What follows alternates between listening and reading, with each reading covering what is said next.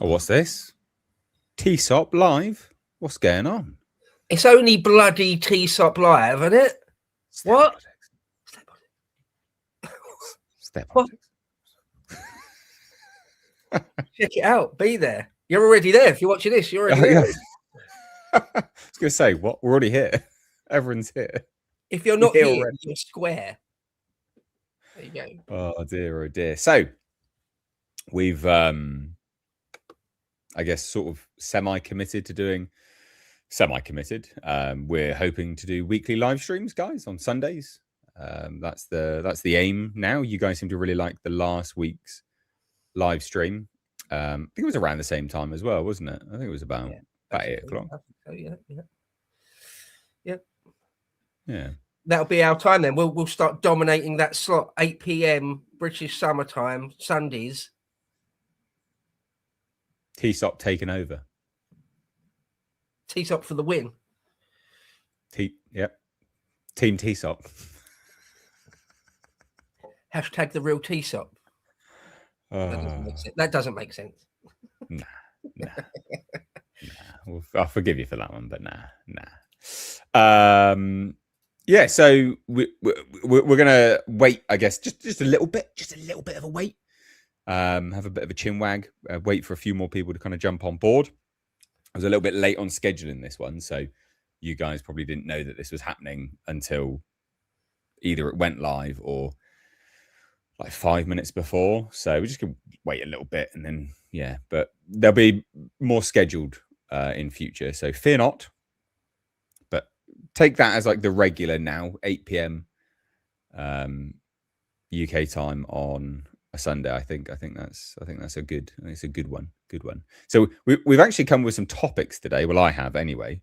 So we're gonna do some live segments for you. All right. And I know we've had this before where people are like, guys, stop doing the pretend thing that you don't know what each other's talking about. No. Bo literally has no idea what these segments are. He might know of them when I present them to him, but he doesn't know what segments I brought. So they may actually just be a complete surprise. So we will see. But there's some good ones. There's some doozies. The title of the stream isn't actually clickbait. There is some stuff that's awful that we're going to go through, but some good stuff as well. So yeah.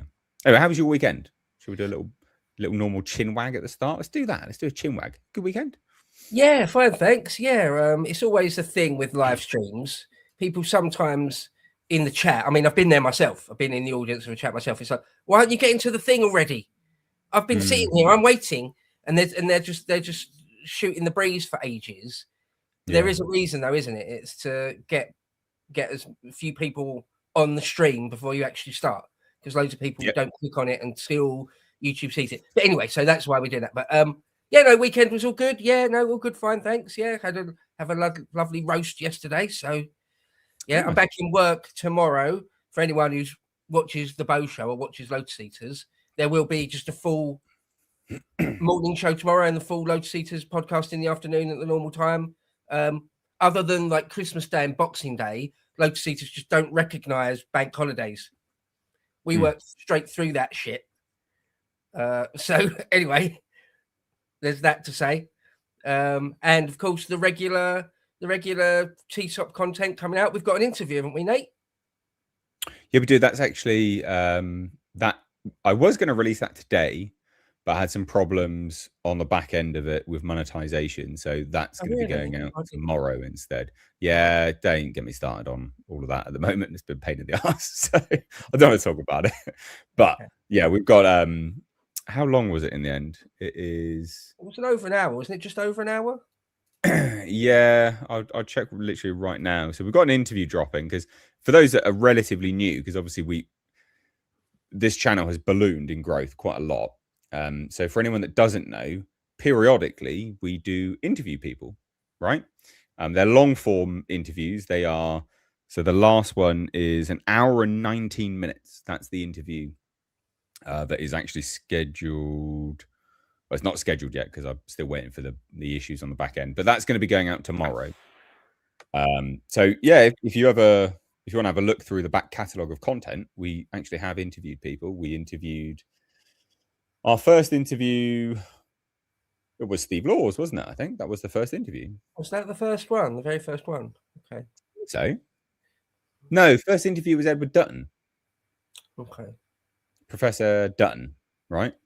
And then I think so. Yeah, we've interviewed Dutton. We've interviewed Steve Laws. We've interviewed Lauren Chen. That's an interesting one. That one didn't get a lot of traction, but that's actually a very, very interesting. It was. She talks all about how the FBI raided her home, and just it's mad. Well worth checking out. But yeah, we've got an interview dropping tomorrow, so that's going to be pretty decent. It's all banger content, guys. All banger content. So yeah, we just a whole bunch of people just Lewis Brackpool was first, wasn't he? Yes, he was. Yeah. So yeah. I don't know whether that was really an interview. We had him on to share his exclusive. Would we say that's an interview? He's popped up a couple of times, hasn't he? Good old Lewis. About 3 times, I think. Yeah. Yeah, good dude. So Steel Blade has asked whether we are going to be at the live event on the 11th. So Bo is in the live event. I am hoping to be at the bar at the live event. Yeah, I'll actually be on stage. I haven't been on stage since I was in Bugsy Malone in year 11 at school. Amazing. So it's sort of like it will be absolutely my adult debut of being on stage. But I'm looking forward to it. I'm really looking forward to it. I think it'll be a gas. I'm a bit offended by Carl not inviting me on to have this Star Wars debate. I mean, I am literally the guy with the 420 odd thousand movie channel. So do you know what I mean? So there's a little bit, whatever. Well, maybe we can wrangle something. No. I mean, it's not impossible. Nah. I'll just be raging at it. You asked me how my weekend was. Actually, over the last 36 hours or so, I've rewatched. I rewatched episode 4, 5, 6, 1 and 2. And before next weekend, I'm going to watch episode 3. I might even subject myself to episode 7, 8, and 9 as well. But Jesus. So I mean, episodes 4, 5, and 6, I've seen 20, 50 times each. Stupid number of times. Had it on VHS growing up. Watched those films endlessly. Episode 1, I've seen about maybe 3 or 4 times before. But then episode 2 and 3, I've only seen a couple of times ever. So I'm sort of rewatching them. And like some big bits I'd forgotten of episode 2, for example. But yeah, I'm arguing. Me and Carl are arguing that they're shit, and Luca and Big Harry arguing that they're good. I don't know what arguments they've got. I really don't. Sorry, go on. No, I'm just gonna say, yeah, I can't wait to see what they think is going to be good. I'm at a loss. But maybe it's because they're at the age where they grew up with them being their first introduction to Star Wars. Yeah. And if that is the case, that's always what people have the closest affinity towards, because it's their introduction to Star Wars.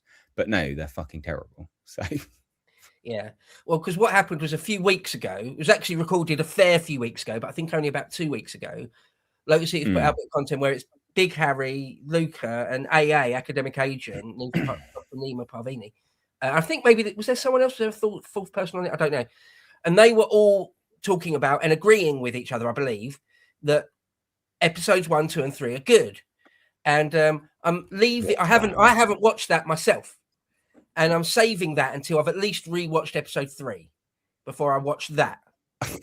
Actual clowns. A academic agent thinks that oh, fuck it out. I don't know what arguments there, other than like the knee-jerk contrarian thing, that it's not as bad as you remember. Well, they're just not good. I've got so many points to make. Especially when you compare it to the original stuff. Like, oh, well, yeah, of course. It's night and day difference. I mean, I said this to Carl before we went live on Thursday. the prequels were like almost the first ADHD generation content, right? It's like, oh, bright lights, flashing lights, blah blah blah blah blah. It's like, yeah, okay, brilliant. I mean, that's okay, great. A little bit more substance than that would be good, though. There's one bit nearish the beginning of episode 2 where you know the bit where Anakin just jumps. They're flying through the traffic on Coruscant. Oh yeah, he jumps. He just jumps out. That whole scene Brilliant. smacked to me of, yeah, what you just said, bright lights, shiny thing. It's like, but no substance really. Yeah, like you're not scared for him in any way. There's no danger. There's no tension whatsoever. He's a Mary Sue at that point. And yeah, there's so many things that are shit about it. I mean, I will concede, and I'll say this on stage, I will concede there's elements that aren't bad. Like Ewan McGregor is a good actor, right? Something like that. Oh, there's lots that's actually quite good. I think he's cool. Sorry, Nate, go on. Sorry, I was just going to say that there's lots that's actually quite good, but it's when you step back and you look at the whole picture, you're like, oh, yeah, no. Yeah, there's loads about the actual narrative, the actual story, the storytelling element of it, which I think is honestly, complete dog shit, laughable, cringeworthy. But I'll save it for the stage for the 11th. But I will concede there's the odd thing, like for example, like Darth Maul's he's got the cool factor, right? Darth Maul was cool. The pod race in episode 1, I like it. That whole segment is, I think it's cool. But beyond that, beyond the odd thing, which is sort of undeniable. Pod racing. Did you not like it? Oh, we're pod racing. No, I hate children actors. Can fuck off. I hate children actors. They're the most irritating things on the set on All right. on the face of the planet. I hate child actors. The saving grace of a child actor is if they don't annoy me. Did that kid? You found that kid annoying? Then. Yeah. Right. Massively. Yeah. Fair enough. Yeah. Right. Okay. So, I want to just get to this first, just because we're going to save super chats to the end, guys. We've got some segments to get through as well, so we've got some actual stuff to talk about. But a massive super chat has come in, and I can't not address it straight away because it's just mad. And that's Hagnar the Viking dropped in with $100. Oh.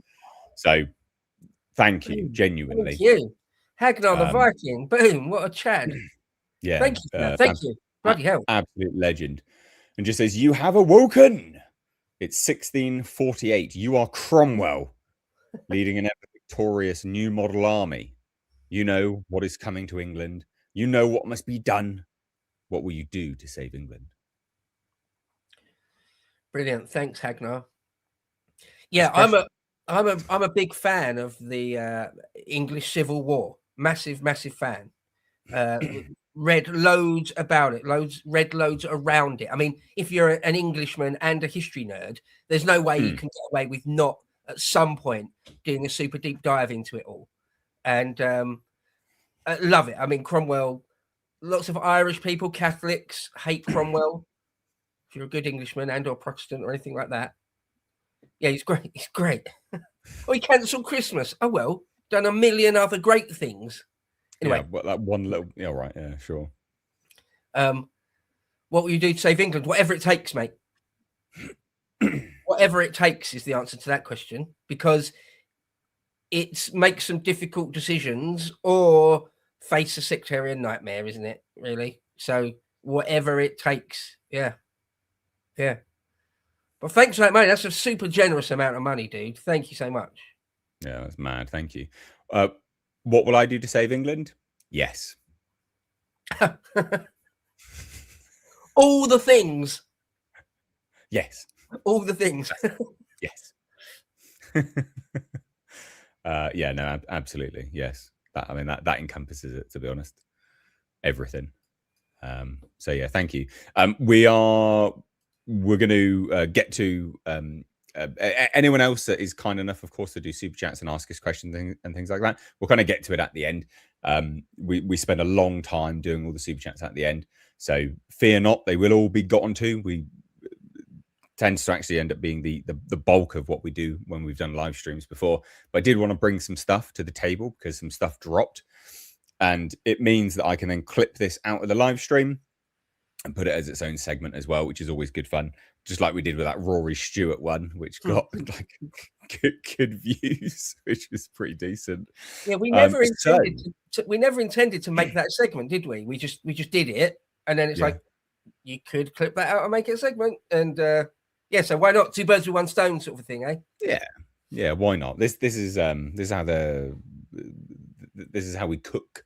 You see, behind the scenes, I guess. If anyone wants to see more behind the scenes stuff, actually, I'll do my little plugging now. We've got a Patreon, so you can actually watch the whole unedited podcast live stream things that we do. So we sit down and film like this, but they're like for an hour, hour and a half, 2 hours, and there's loads of stuff in between. More often than not, there's quite a lot of stuff in between where we just chit chat and stuff, and you can watch that on our Patreon if you want to. Don't have to. It is there if you want, but you don't need to. It's there as additional content. But that's it. That's my plugging done. No more. I've got to do it, guys. Forgive me, please. All right, that's it. Right. Okay. Bo, have you heard Germany is locking down young men? Are they? I haven't seen it. I've been a bit on the internet today, a little bit on Twitter, but I haven't spent all day looking at news. So I genuinely haven't heard that. What are you talking about? They have implemented a new law for under 45s, males under 45. They need military approval to stay out of the country for a set period of time. To stay out of the country? Yeah, to leave the country. German men under 45 need military approval to leave the country for any length of time, like an extended period of time. Huh. Yeah, mad. How does that... What? I don't even understand the reasoning behind that. Obviously, that's a giant government overreach, an insane government overreach, in my opinion. But sorry, what's the actual reasoning? Well, it's going to be conscription, isn't it? Really? Right. Okay. That is what it's going to be. Well, let's get into it. I saw this. I saw this morning. And I was like, wow, yeah, we've got to talk about this because we've spoken about conscription before. We've spoken about how Germany's basically cooked and how they're screwed because of their demographics. But this was pretty mad, pretty damn mad. So this was news that broke yesterday at the time of showing you this, so the 4th of April. But German males aged between 17 and 45 may need to seek approval for lengthy stays abroad under changes introduced as part of a new law. So it's law which introduced voluntary military service.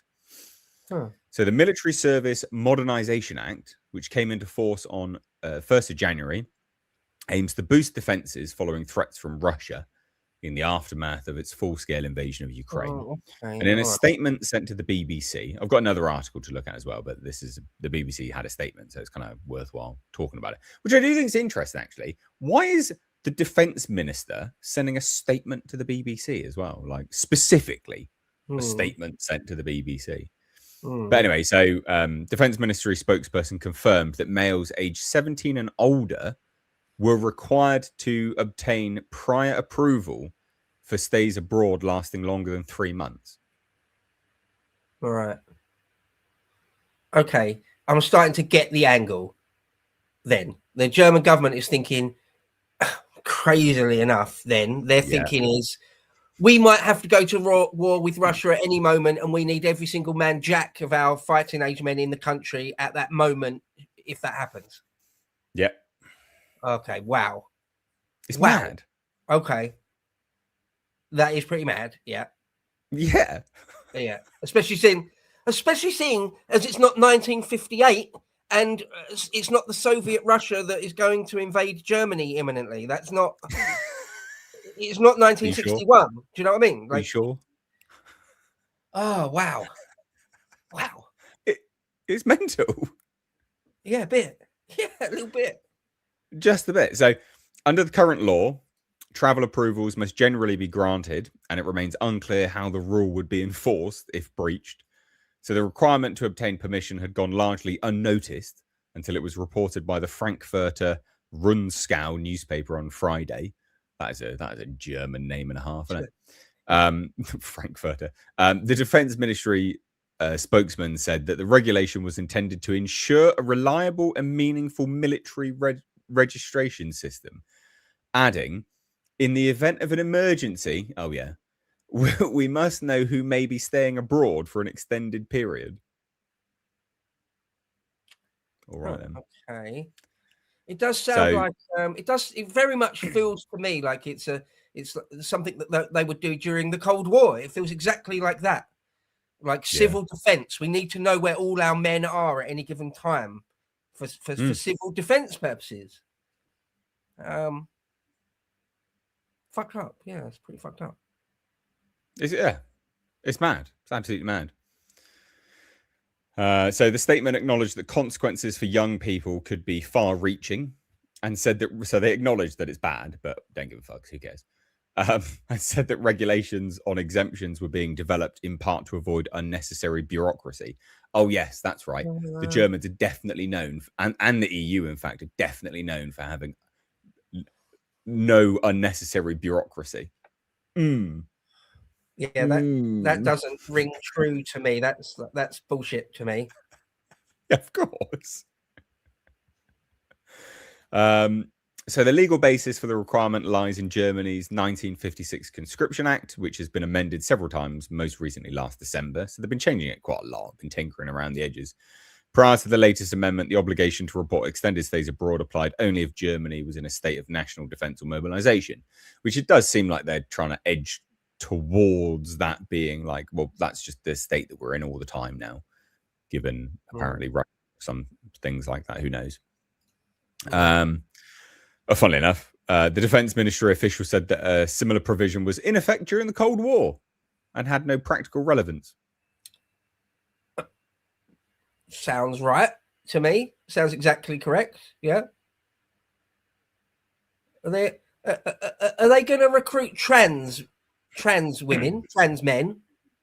Somebody in the chat said the feminists going to be included in this. No. Probably. Well, it is. I mean, it is only men, right? So no, women won't be. And notice the picture that they use. It's only white people. Yeah. I wonder if the actual like the Syrians that have been there since 2016 are they going to be called up? No, there was a massive issue with Germany. They said that they want to move to conscription, but they don't want. They're afraid. It was like leaked to the press. They were like, "Well, we can't because we can't give these Muslims guns, so we can't really move to conscription." Yeah, it's not a good idea to train them how to fire weapons efficiently. Yeah. It's bad, eh? So there's a little bit more here. Okay. Military Service Modernization Act sets out plans to expand the number of active personnel from around 180,000 to 260,000 by 2035. They've got a big military, bigger than ours, but not big per capita, actually, because if you think the size of their country and things like that, they should have a bigger military, surely, based on just how sizable they are landmass wise. You think, wouldn't you? Yeah, I mean, I suppose, yeah, probably, yeah. Still, it's not gigantic, is it? But it's bigger than ours. That's not like twice as big, is it? I think bigger. 3 times. I think 3 times. I don't know. Anyway. Oh no, I was talking about the personnel in their military. In terms of land area, like the size of the country. Yeah, we've got about 80,000 military personnel, I think. Right. Which is not many. How many of those are actual combat troops? Only a small number, like 1 in 10, is it? 1 in 8 or something? Well, I tell you what, here's an interesting factoid I found out the other day. You know how we keep saying that we've increased our defense budget to like a certain percentage of GDP? Yeah. We actually haven't, because a percentage of the defense budget is the pensions. Yeah. It's the classic things governments do. They do it with everything, don't they? They just recalculate the figure a certain way. They just recalculate the figure a certain way and then claim that everything's all right, like back before mass immigration, when the government used to care about unemployment figures, like back in the John Major days, they'll just say, "Oh, we're not going to count this type of unemployed person anymore. Therefore, unemployment isn't quite as bad as it used to be. Unemployment's down, if anything." It's like, no, you're just counting it differently. Yeah, the numbers are still the same. What? Yeah. Yeah, it's ridiculous. It reminds me of the tweet I sent out yesterday. It was like, the tinkering around the edges shall continue to maintain the status quo. It's like, brilliant. Love it. Good times. So no, just a little bit more from this. In December, German parliament voted to introduce voluntary military service, meaning that from January, all 18-year-olds would be sent a questionnaire asking if they were interested in joining the armed forces. From July 2027, they must also undergo a fitness assessment to determine whether they would be eligible for service should war break out. Women may volunteer for military service, but cannot be compelled to serve under Germany's constitution. That's a blow for feminism right there. While the plan is for voluntary service, if the security situation worsens or if too few volunteers come forward, a form of compulsory military service could be considered. When the law was approved by Parliament, many young people joined protests against the changes. And some quotes are, "We don't want to spend half a year of our lives locked up in barracks, being trained in drill and obedience and learn to kill," one organizer wrote on social media. I mean, that's it, really. Just nonsense, really. It's garbage. Yeah, it's fucked up because, I mean, there's one thing to do something like this. There's another thing even to have national service. There's an argument to be made for national service, all these sorts of things. But the thing is, for me, to do it all on the strength of a lie, what I would consider a lie, a falsehood, that Germany is imminently about to go to war. I mean, it's going to be with Russia, isn't it? That's going to be the argument they're going to make. It's evil Mr. Putin is about to invade the plains of eastern Germany with massed tank divisions. It's like, that's just bullshit, though. I'm afraid that's just straight up bullshit. So what are you doing? What are you talking about? Why are you really doing this? Again, it feels to me like just one more exercise in seeing how much they can get away with, like the whole COVID thing, and an exercise in seeing how much actual social authority they've got, what they can do, how far they can push people before there's some sort of massive pushback. Yeah, horrible, really horrible to see. Yeah, I mean, I'm not against like some form of service and things like that. But I think, I mean, conscription at the behest of these kind of leaders in the state that the countries are in, no. Because the thing is, if the country was being, if the politics were pointed differently and catering differently, i.e. to the natives, you wouldn't need forced compulsory conscription. You would have people going, well, this country's working in my favor. My tax is being spent on good things. Yeah, goddamn, I'm going to go and help. Yeah. Right. Yeah. Yeah. If it's for the country I love and believe in, yeah, you shouldn't have to force people, I mean, or coerce people in any way. But they do have to, because there's this little tiny elite of complete traitors sitting at the top of everything that nobody really wants to fight for. No normal person, no patriot. So gross. Well, fingers crossed for AFD. That's all I can say. Yeah. The milk toast globalist adjacent AFD. The weak-wristed, really almost not much better than liberal AFD. They're not that bad, but they're not super woke. Let's be honest. I mean, they're always called far right. The corporate mainstream media, the Telegraph last week just called them far right. They're the far right, the AFD. They're really, really, really not. They're really not. But still, it's got to be better than just the liberals and like the social democrats and things, isn't it? Oh yeah, Jesus. Oh, there you go. Germany. I feel sorry for you guys. Yeah. They're our cousins, really. Yeah. The Germans, the French, the Scandinavians, all of Northwest Europe, that whole cauldron of peoples. We're part of that family, the natives of these islands of ours. Yeah, no more brother wars. All right, I've got something that is just fucking. What? Good God, you're not going to believe this one, guys in the chat. You are not going. If you've not heard this, you're not going to believe it. You're certainly not going to believe it, but I don't think you know this one. Okay. Oh my God, Is it that bad? It's so bad. Is it absurd or is it harrowing or both? No, it's absurd. It's funny. Oh, okay. Right. Okay. Bo. Michael Gove has a crush on Shabana Mahmood. Have you seen this? Have you heard about this? Yeah, I've seen this one. Yep. Oh man, this is cringe. People throw around the word cringe too easily, don't they? Yeah. Like people say things like cope, like you're huffing copium. People throw that around far too easily.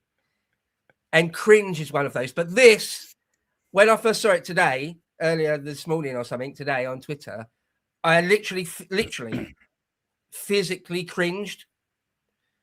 I like literally doing Michael Scott off of The Office, like going.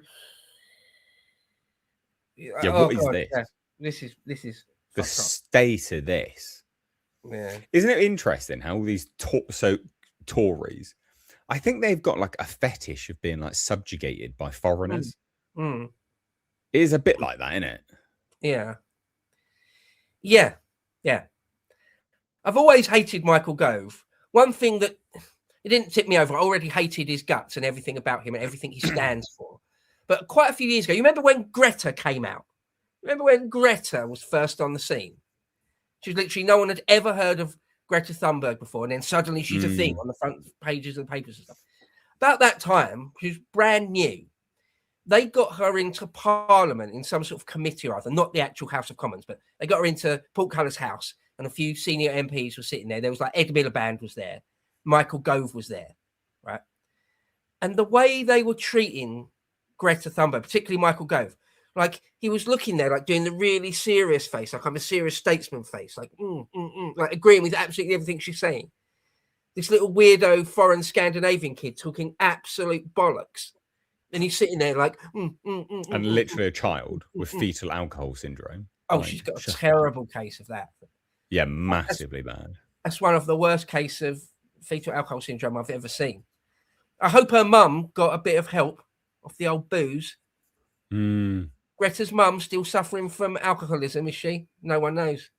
Anyway, Michael Gove. Yeah, this weird fetish. So, yeah, he just said he actually fancied Shabana Mahmood, didn't he?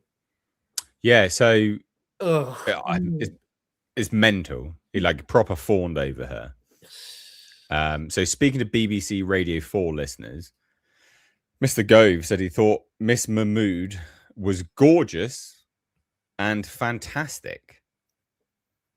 When he was asked whether his thoughts were political or romantic, he replied, both. You're a fucking creep, mate. Yeah, really weird. Mr. Gove told the Matt Ford focus group program, I think she's gorgeous. I do worry, though, that if Shabana Mahmood had access to my browsing history, she would discover that quite a lot of my browsing is me typing in Shabana Mahmood images or Shabana Mahmood history. I'm a huge fan. I'll have to tell my girlfriend about this, he added. Yeah, right. I mean, gross that you got a girlfriend as well, Michael Gove. You fucking freak. I mean, isn't there scuttlebutt around Westminster that he's totally gay? No. I'm not saying he is. I'm not. No. I'm not formally accused. Go on. This absolute Adonis. this picture of masculinity. No. I don't believe it. Well, there's a classic thing that there's loads and loads and loads of people in the Tory party that are all gay. It's some sort of like almost like a gay club, some level. Like going to the Tory conference, like the after party thing they has is just some massive like gay club, effectively. I don't know, but Yeah, did you ever see the footage of Gove in some sort of nightclub somewhere dancing? Did you ever see that clip? No, don't think so. He looks like he might have had a little bit of the old Bolivian marching powder to me, but no.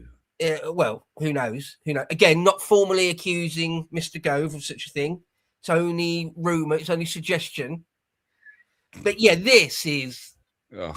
right. Shabana Mahmood. Right. One, the politics side of it. What are you doing, bro? You're supposed to be conservative. She's supposed to be the opposition, your political enemy, essentially, the other side. So what's that about? That's complete subversion. It's complete bullshit. It's just complete bullshit. But then but all right, there's maybe some sort of political calculation for saying that on his part, that he's trying to be a crossbench type person. He's trying to do some sort of contrarian thing he's trying to do. Okay, all right, fine. It's bullshit, but okay, fine. You're saying you actually find her attractive, that she's actually hot, that you find her attractive. Come on. Come on now. She's repulsive. She's absolutely disgusting. Like, if you said that about Preeti Patel, I don't find Preeti Patel particularly attractive, but many do, and I can see it. Right? I wouldn't ask her out, but I can sort of just about see it. Shabana Mahmood, no, come on. Who are you kidding? She's gross, dude. Oh, what the hell?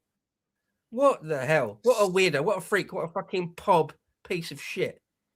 Actual state of it, mate.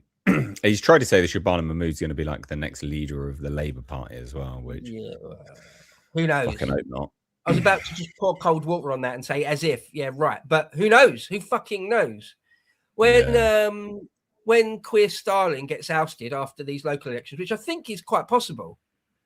I think that's quite possible. Like in 4 weeks' time, 5 weeks' time, whatever it is, he's not Prime Minister anymore. It will be up for grabs.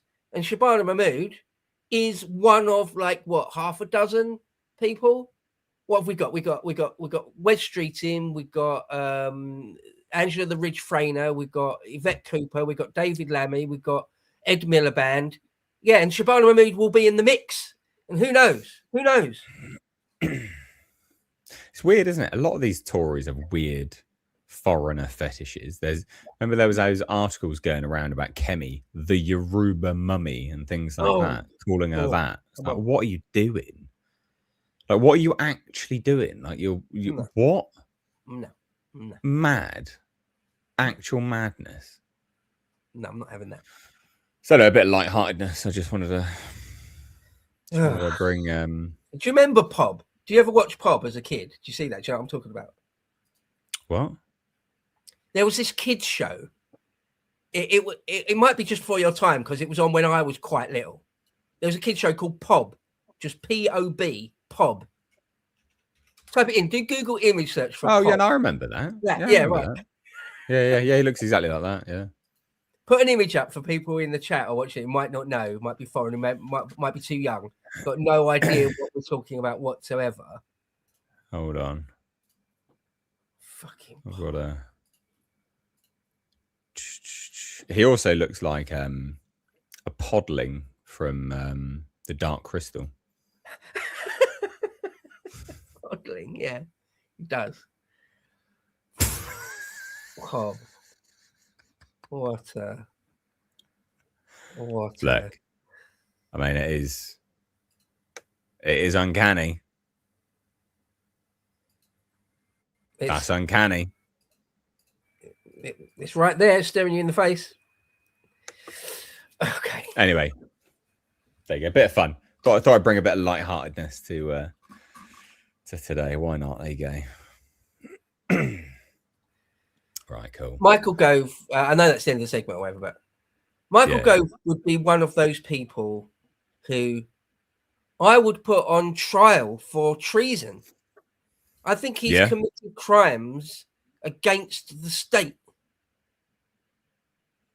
I really do. I honestly think that. That's not just like some crazy far-right mental take that's mental.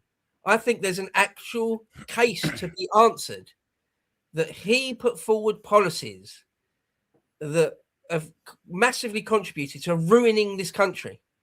responsible for untold murders and rapes and injustices. Oh yeah, hugely. He's a piece of shit. He's an enemy, a true enemy of the people, of the native people of this island. Yeah, it's not really even up for debate, is it? To be honest. No. Oh, I've got a doozy of it. I've got another one. Yeah. Three segments. Straight into it. For Patreons, they'll already know this is how we do it often. Just straight into the next one. This is how we do it. Right. Bo, have you heard? Queer Stalin is deeply concerned that Ye is coming to a wireless festival. Are you talking about Kanye West? Yeah, Ye, yeah. Oh, okay. All right, okay. Yeah. So Queer has chimed in on this, has he? Yeah. Okay. Because Kanye came out as a Nazi, didn't he? So right. So he thinks that he shouldn't be at a festival. Okay, let me get this straight. There's a music festival going to take place in Britain. Kanye West is going to turn up, and the Prime Minister shit his pants about it. Yeah, basically. Yeah. Deeply concerned. Deeply concerned. Okay, right. Okay. Well, do you remember, what's that Dutch bird, that pretty Dutch bird? Eva, is it Eva? Eva. Her. Something. You know who I mean, though, don't you? Hopefully. I know you're talking about. Yeah, the right wing Dutch. I can never remember. I can never remember her. Yeah, I mean, it's a Dutch last name, isn't it? So much you're less not going to remember it. It's fine. But she was properly denied entry, wasn't she? Oh yeah. No, you're not allowed in the country at all. They stopped her at the border and said no. And there was the French academic guy that wrote The Great Replacement as well. Yeah, they didn't let him in, did they? Yeah. But hate preachers, Islamic hate preachers, that's fine. Oh yeah. Come on in. Oh, if you're an ISIS bride, you'll get someone like Peter Hitchens arguing in favour for it on TV, no less. Well, isn't there actually a former Hamas, the son of one of the former Hamas leaders is actually in social housing in London? I'm dead certain that is true. Do you know what? There was one of the the 1980 Iranian embassy siege, right? Yeah. One of those terrorists survived. He managed to smuggle himself out as though he were one of the hostages, and managed to just about survive not being shot by the SAS at point blank range. He still lives in London. Yeah, to this day. Wasn't deported. He went to prison for like 25 years, some stupid amount of time. But then upon his release, still lives here. Brilliant. Well, apparently I was right. I was actually right, by the way. Hamas, a Hamas leader, was actually is living in government subsidized London home. Mohammed Qassam Sawallah, blah blah blah blah blah. Is also actually living in a Jewish area as well, which probably makes it even worse, to be fair. In some way, shape, or form. You remember the current Ayatollah, the son of the old blown up Ayatollah, has got like a massive portfolio of properties in London. Brilliant. Yeah. No. Anyway, whatever. Anyway. So he's deeply concerned. Getting back on track a little bit. Sorry, yay. Sorry, let's get back to the substance of this thing. Yay. Yeah. The real hard hitting news. I just thought this was kind of funny and nonsense, really. Like what our prime minister decides to weigh in on. Yeah. Like, I mean, it's the most pathetic dog shit, isn't it? Like, he's come out and spoken about this, but he's not come out and spoken about the Pakistanis that set fire to the Jewish ambulances, even though he came out to make a statement the moment they got set on fire and claimed it was anti-Semitism. It's like, right. I mean, be a bit consistent, mate. There was that Indian dude that drove a car through the middle of people in Derby the other day. Has he still not come out and said anything about that? No. So no comment on that whatsoever, but he's going to get his knickers in a twist about Kanye. Yeah. Okay. And let's be honest, let's be fair. Kanye is a very, very dumb, retarded person, almost certainly suffering from some form of mental illness, isn't he? So why it's just not in the Prime Minister's purview, is it? Shouldn't be, rather. No. To comment on that. Like Kanye's like a real Nazi. As if. It's weird, isn't it? I mean, basically, he's trying to put pressure on the festival. So he said this. This is a statement, an official statement. It is deeply concerning that Kanye West has been booked to perform at Wireless despite his previous anti-Semitic remarks and celebration of Nazism. Anti-Semitism in any form is abhorrent and must be confronted clearly and firmly wherever it appears. Everyone has a responsibility to ensure Britain is a place where Jewish people feel safe and secure. Well, that's funny because you keep importing Muslims. So shut up. But secondly, no, I mean, anti-Semitism is, what did he say? Anti-Semitism in any form is abhorrent. No, it's not. I mean, you can make anti-Semitic jokes. That's fine. Like, you can make a joke out of Jewish people. That's absolutely fine. There's nothing wrong with that. That's not abhorrent. That's just a joke. That's called comedy. Don't see the issue with that. I mean, I watched the opening of Snatch the other day, and you've got Benicio del Toro dressed to the nines, pretending to be a Hasidic Jew. I mean, that was objectively funny, but Queer Stalin probably thinks that is anti-Semitism, and they break into like I don't know, some like Jewish vault and like steal a massive diamond. It's funny, but that. He would think that's anti-Semitism. No, it's funny. The guy that comes in and talks to Frank Butcher. Sit down and shut up, you big bog fuck. So, like, there's loads and loads of Jewish comedians that make Jewish jokes. What? None of that's allowed anymore, is it? Like, the entire stand-up repertoire of Jackie Mason is no longer acceptable now, is it? According to Keir Starmer. It's crazy, isn't it? It's absolutely insane. But here's the interesting thing. Sky News understands that the Home Office, I mean, run by Muslims, has not yet received an application for West to enter the UK. So they might block him then. They might just say, oh, no, sorry, mate. Some Jewish doctors tried to claim you were insane and completely ruin your career and life.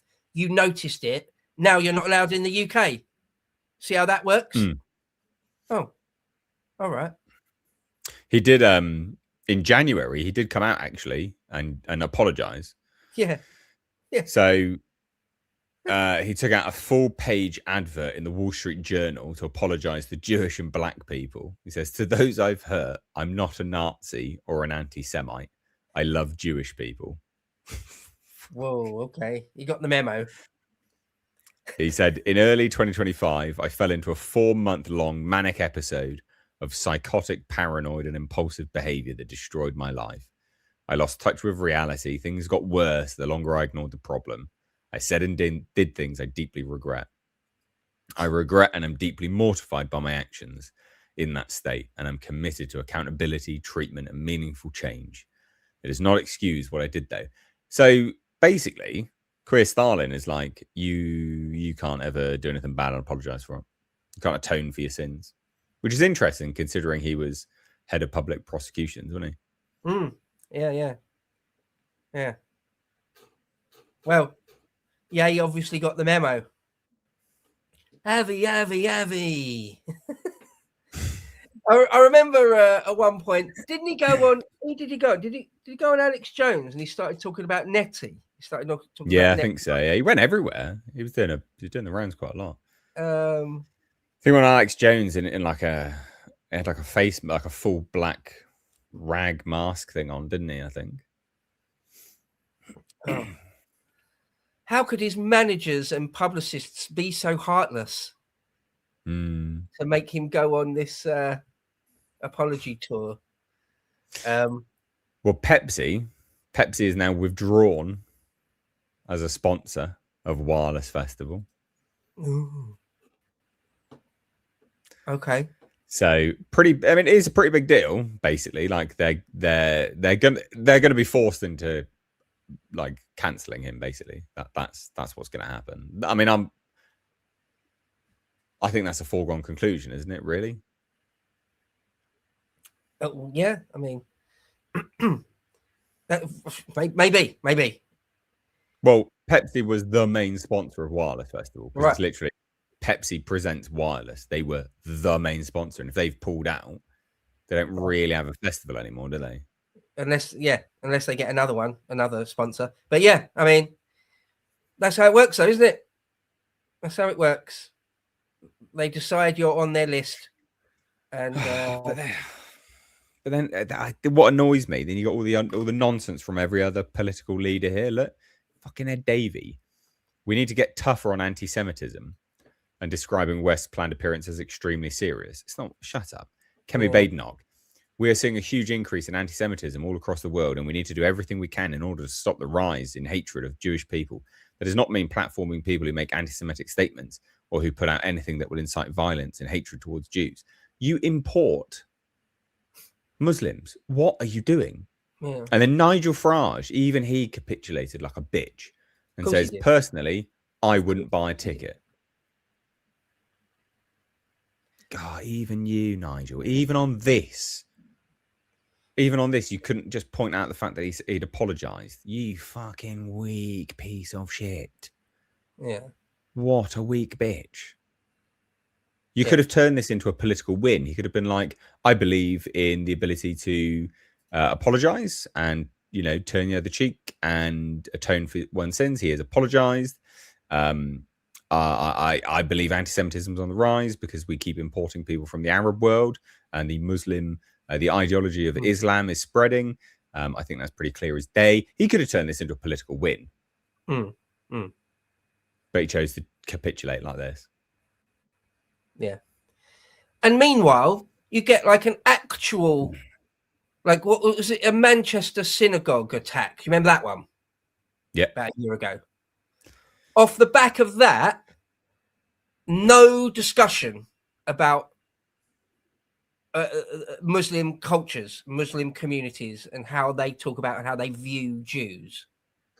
None of that. Off the back of this ambulance thing, because it seems to have been Pakistani boys that did it.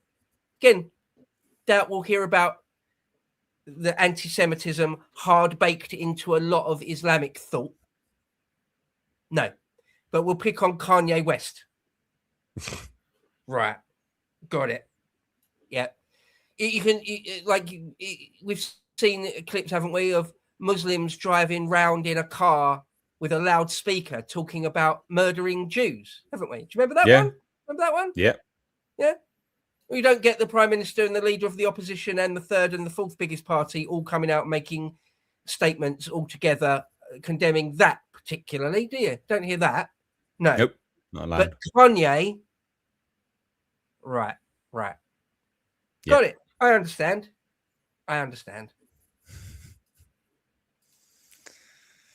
Mad. Jeez. There you go. This country. State of it, honestly, the state of it. That's my Alan Partridge, by the way. I quite often, if anyone doesn't know, I think a lot of people that watch The Breakfast Show or watch this will appreciate that I pepper what I say with Alan Partridge quotes a fair bit. But a lot of people don't know that I'm doing that. Like every morning, I call the Express a good paper. And Alan Partridge, and of course, it's not good paper. Of course, I'm being sarcastic, but a lot of people don't seem to get it. Now, why is it a good paper? Why is he saying it's a good paper? It's not a good paper. Come on. Anyway, that's Partridge. This country. Brilliant. Right. Well, should we get to some super chats then? Yeah, let's do some mother effing super chats, yo. Mother effing super chats. So for those that have tuned in, because we've got like just under 900 people watching now, we are going to be doing live streams every Sunday at about 8 p.m. basically. So 8 p.m. UK time, Sunday, TSOP live. We'll come with some topics, maybe, or we'll just come and hang out. I brought some topics today, so you've had some topical bits and pieces live. But yeah, we just that's what we're going to be doing now. So you guys seem to really like the live stream, so we thought we would keep them going. And it's just a good way to interact with you guys, really. So we got through all the topics, the specific bits. So we're just going to go through the super chats now and spend, however long it takes. We're just going to sit here and talk to you, basically. As long as it takes, like the war in Ukraine. As long as it takes. Okay, cool. Oh, also, just to ask as well, guys, what did we, guys in the chat, is this or is this not an absolute banger of a thumbnail?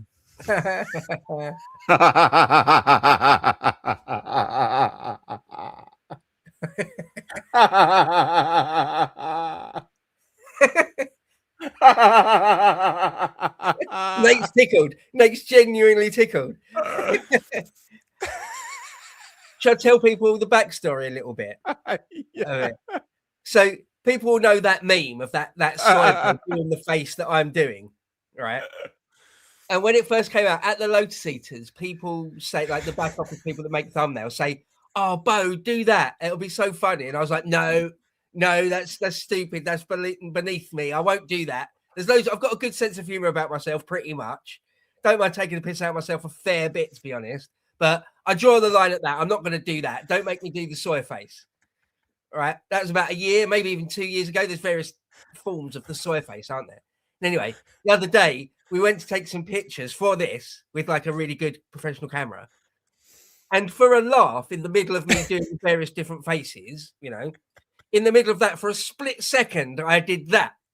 A split second, I did that.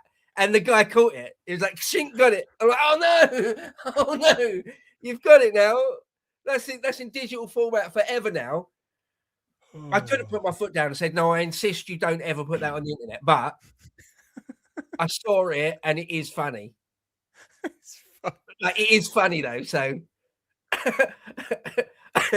it's quite a good. I managed to recreate it quite well, I thought, if I do say so myself. So absolute cinema. If it's funny enough, yeah, do it then. Go on then. It's fine. I'm not gonna use it very often. I thought I'd rip the band-aid off and put it in like the foot, and it made sense as well. Like pointing at the Artemis rocket, it just made sense to me. So. Yeah, save it for special. Save it for like once in a while. Yeah. Or when there's something really good. Like the soy face is sort of, it could be like shock and outrage and disgust. It could just be, look how brilliant this thing is. That's true. Couldn't it? Like, could be used like that as well, couldn't it? But... That is true. Right. Anyway. Right. What we got? Chris H says, Star Wars Episode 8 was so bad, I never watched 9. Yeah, thanks for all you do, guys. Bo must be doing more hours than any other podcaster in the UK. Hardest working man at Lotus Eaters. The thing is, I live really close to the offices, like really quite close. So, and this is so much better than like my living room. I streamed from my living room once on Millennial. So I can stream from my own living room, but it's just, this is just so much better. And it's like 2 minutes away. You may as well just come in. I've got blazers and tires in the office. It's just, I just come in. But anyway, I'm exactly the same. Krish, if it's the same Krish that gives super chats on the Bo Show as well. Hi, buddy. Yeah, I watched episode 7 and 8. I went to the cinema for both of them. And I haven't, to this day, I haven't seen episode 9. That's terrible. I watched, it was either EFAP, it was either those guys on EFAP, or maybe it was Critical Drinker. And I watched a really long, I think it was Critical Drinker, a really, really long form breakdown of the whole movie. And I was like, I don't need to see it. I get it. I understand what they did with the story. So I get that, and that's it. I don't need to actually see the thing for real. Not interested. Yeah, exactly the same. Is it that shit? Is it? Oh, it's so bad. It's genuinely terrible. Yeah, garbage. Absolute garbage. I had to watch it to do a review of it. It's fucking atrocious. Absolutely atrocious. I think because that was the Rise of Skywalker. I think I came back and did a live stream. I called it group therapy because I was like, this is fucking, what the fuck was this? It was so bad. So bad. Hagnar says, do whatever it takes. Oy vey. The banking class won't like that. Best I can do is manage decline while you get a nice trip to Israel and 7,000 to your bank account. No. Reject that. Yep, that's a deal I'm not taking. Thank you very much. No. Hagnar keeping it real, though. Based. Beast. Big, dirty, stinking beast. Dirty, stinking beast. What? I don't. What's this? Something wickedly. Shona, Albert, Pierpoint, McDonald. I wouldn't get fed up slapping Rory. What? Yeah, I know Shona as well. She follows me on Twitter. She's a good lass. I hope she's not slightly pissed off with me, because there's a tweet the other day where I sort of got the impression maybe she's pissed off. I hope not. But anyway, she's a good lass. Yeah, she's just slapping Rory Stewart, slapping him about. Oh right. I don't know, who is this? Who is Shona McDonald? She's just a fan. She's someone. Oh right. Oh, okay. All right. Just Soz. Just asking. Jesus. Oh, what? Okay. Good. Right. Hagnar. Isn't Germany technically still defined as an enemy nation in the UN? The German government is just the managers of the occupied forces. Germany isn't sovereign, and I'm tired pretending it is. That's interesting. I didn't know that. If that's true, I'd be surprised. I'm not saying it's not true. I didn't think that was the case, but Hagnar does know his stuff very often. So if that's true, that would be surprising to me. Very, very interesting if it is. Yeah. I don't know. Surely after unification, surely after like 1989, 1990, when it wasn't East and West Germany anymore, it's just one Germany again. Surely it's not the case after that, is it? But I don't know. I really don't know. So Google, for whatever it is worth, says that it is not an enemy nation by the United Nations in 2026, while enemy state clauses, Article 53 and 107, remain in the UN Charter regarding World War II. They are obsolete, not enforced, and Germany has been a full active member state since 1990. So right, well, there you go. The clauses are still there to say that they are, but it's not. It's obsolete, basically. There's a funny thing. There's a few sort of quirks like that in history, aren't there? That, like, for example, North Korea and South Korea are still technically at war, or the United States and North Korea are still technically at war, like since the 50s. Or we are still technically at war with Russia since the 19th century, because a war got declared and for whatever reason it wasn't formally ended. So again, just technically, we're still at war with them, or some things like that. There's a number of quirks in history like that, aren't there? Yeah, it is. Well, I mean, I can believe we're at war with Russia. They won't let us forget it. Constantly, every single fucking week. Oh, we might have to conscript you. Blah blah blah. Shut up. God damn it. Stays a bit. Well, it's like those old laws, isn't it, where you can like technically shoot like a Welshman on a Sunday or something like that. Things. It's like, right, okay.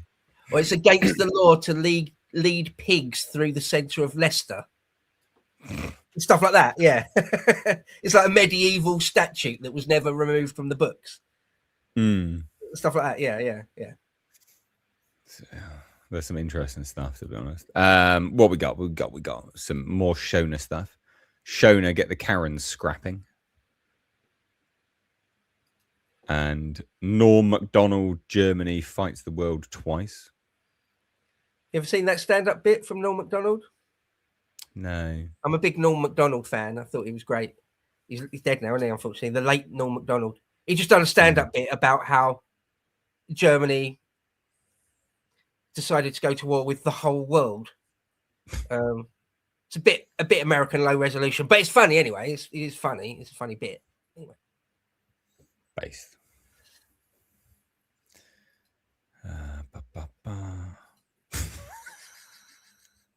I like it when the super chats come in about the certain topics, and we come back to it at the end. Gove's still on coke, allegedly.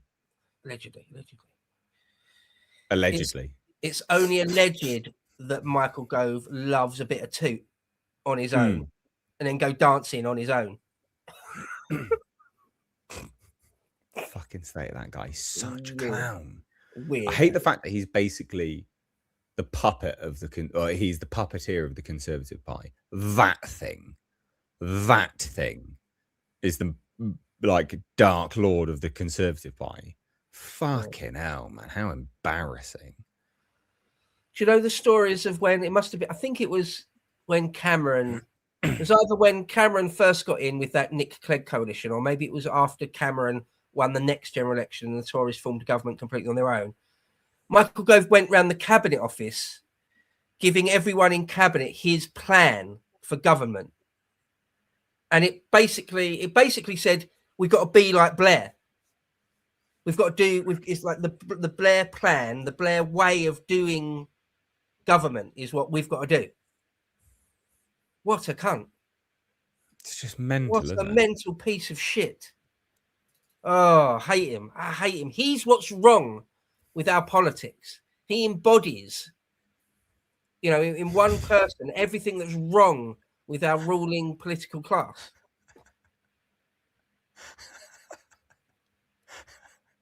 And he likes a little bit of... Of course he does. Oh, fucking Pob piece of shit. Pob motherfucker.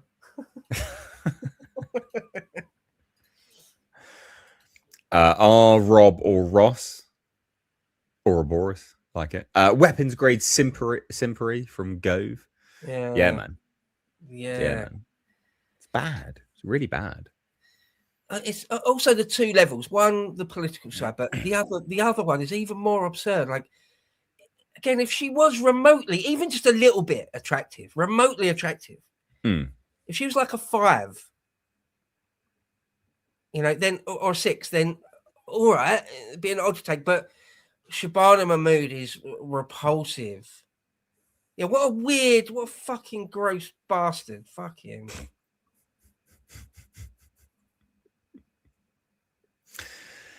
It's just not attractive on any level, really. So it doesn't make any sense. It's just gross, fucking gross. Just weird fetish these freaks have. Yeah. Shona Gove is a creep from Something Wickedly. What is that? Who is that? Is that like his wife or his daughter? He's not married, is he? Who's Shona Gove? Is that his ex-wife or his daughter? I don't know. Go Google it now. I don't think that is a person. Oh, okay. Yeah, I don't recognize the name. Is it some in-joke I don't know about? I don't know. I honestly have no idea. Okay, all right. Sorry then. Thanks for the £2 though. Sorry. What's this? Stephen Welsh. Merch idea. Silhouette of Bo doing the finger orchestra pose with "That's racist" underneath. On the back of a shirt or bottom of a mug, it can say, "Don't care. Really appreciate the catharsis you both deliver. Keep it up." Yeah, merch is kind of like in the works. So I appreciate the idea, definitely. Yeah, it's kind of in the works. We're going to... Yeah, I'd like to nail it down and get something good, like solid and good, and not just like throwaway shit, basically. So yeah, it's in process. Not saying that that's throwaway shit, by the way, either. That sounded like maybe I was inferring that. I'm not. I'm just trying to... The great idea, and now I'm just telling you the process. It's in process, and it's going to be a little while, but we'll get it off the ground and hopefully get you guys some cool stuff. Have a mug club or t-shirts or something. yeah, I don't know really. Yeah, I think even something a bit unusual, like all those ideas, like mugs, t-shirts, things like that. But even something like a coffee coaster, like I think that's quite a cool idea. I don't know yet. some process. Leave your ideas, like what you would like, what you think you would use. If there's anything specific that you would like to have, like we can have specific designs and motifs and things like that done up on anything. So it's realistically what you think you would want the designs and things to be on for you to use it. I see chat people saying hot sauce, pens, teaspoons, lapel pins, condoms, ashtrays. You know. Brilliant. I mean, could you do it a bit more seriously, guys? Just maybe give us a bit more of an idea on a serious level, maybe. Someone says shotguns. Do you know what did cross my mind? Like a bespoke skin for the outside of an AR. Oh, what? Somehow branded an AR-15. It crossed my mind, but I didn't say it. Brilliant. But now someone said shotguns, so like, well, I'll just say it did pop into my head. We won't be doing that anyway. We're not. We are doing it. Lake just signed off on it. We're doing it. It's happening. Even though you can't even buy an AR in the UK.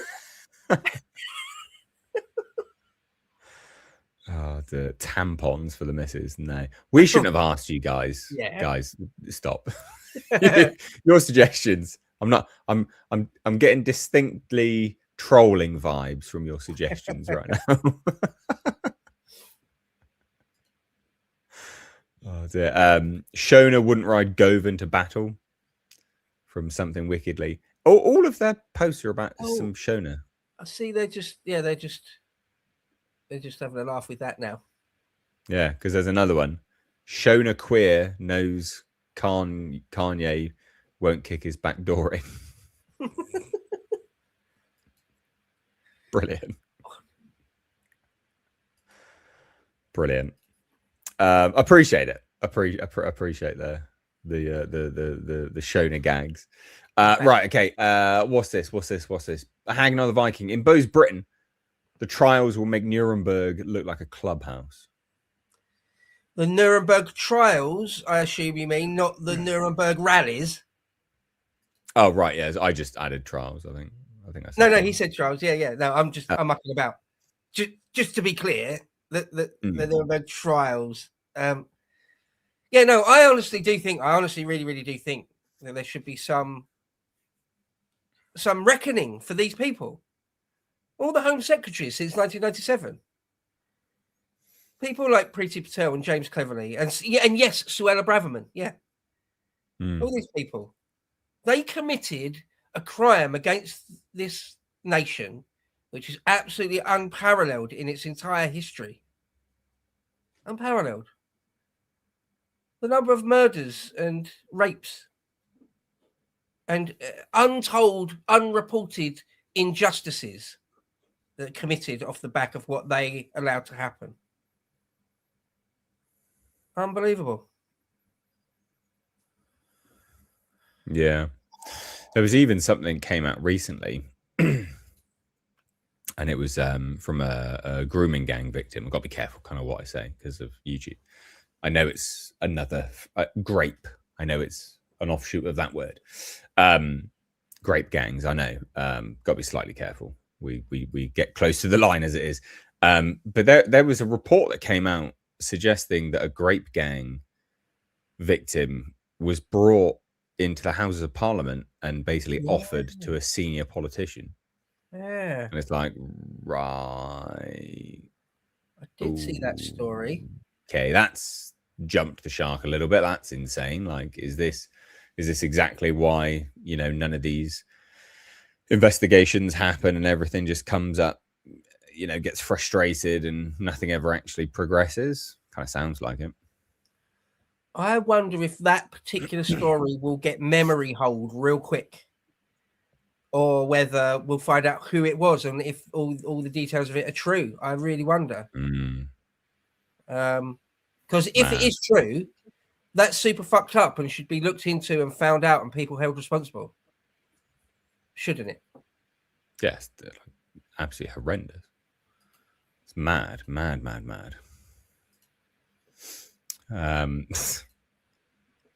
Online whiskey consultant, a proud Zoomer. I would follow my tea slop. It's tea sop.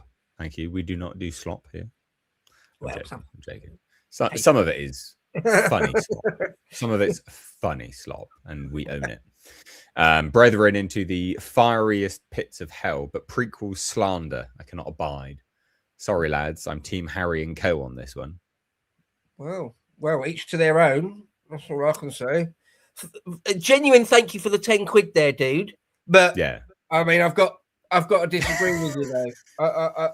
I owe it to myself, to my own intellectual integrity, to completely disagree with you.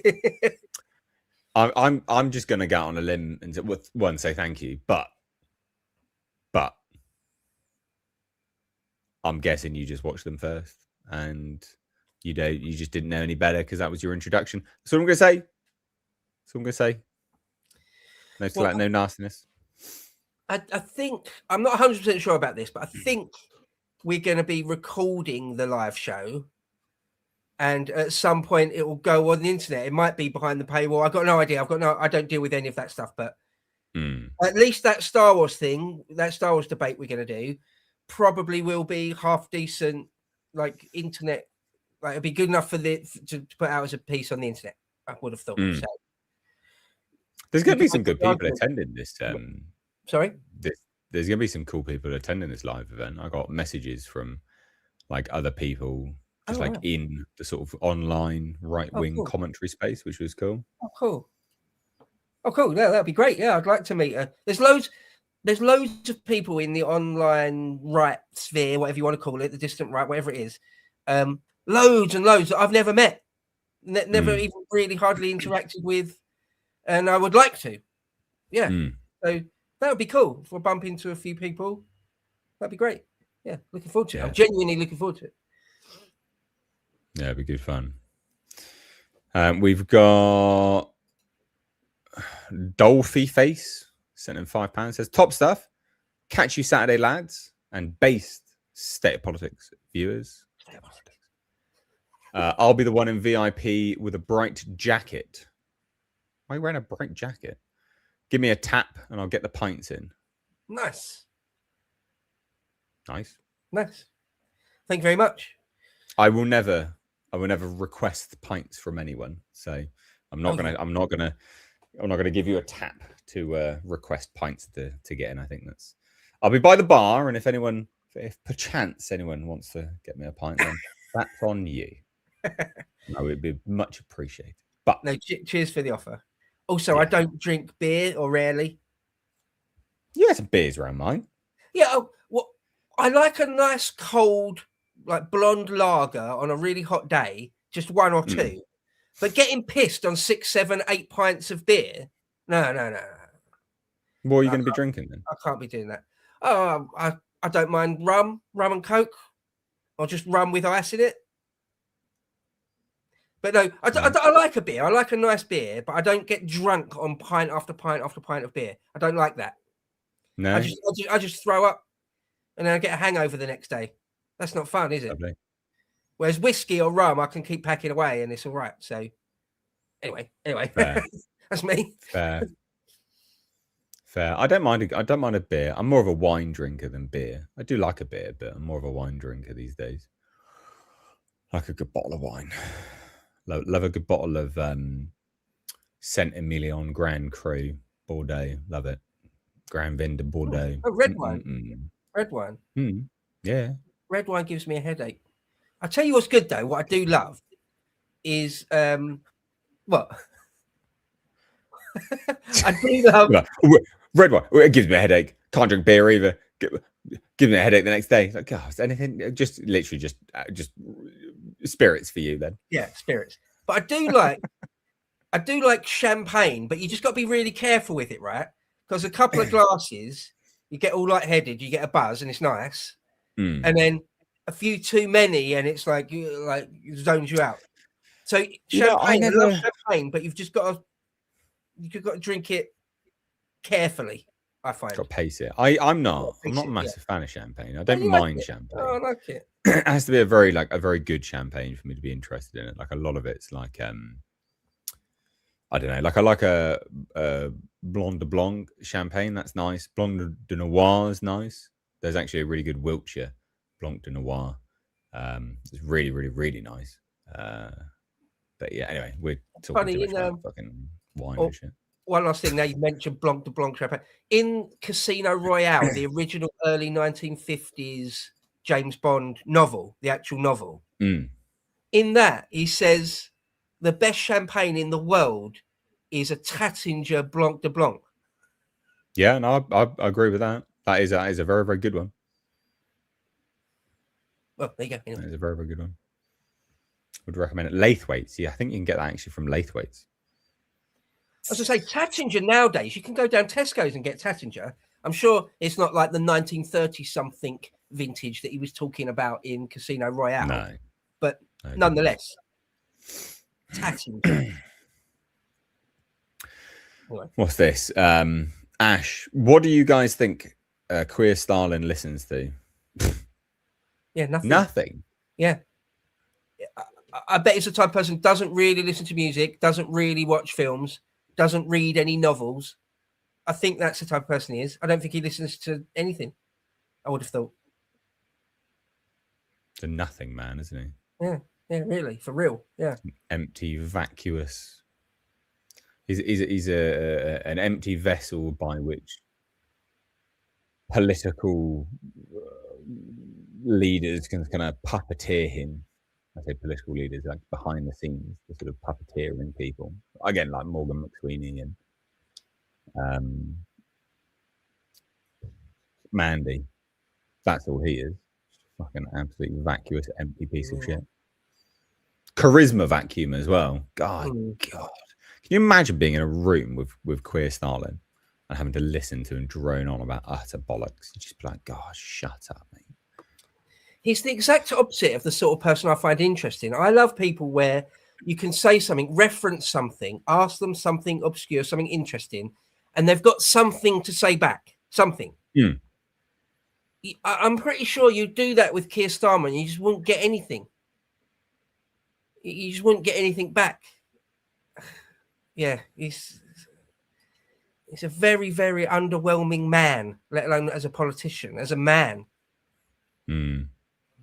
Oh. Terrible. What's this? ACWS Main? I don't know how to say that. But anyway, it says, I know you guys are not religious, but what do you think about King Charles not doing an Easter message after doing ones for Ramadan and Eid? Perfect, isn't it? It's exactly him in a nutshell.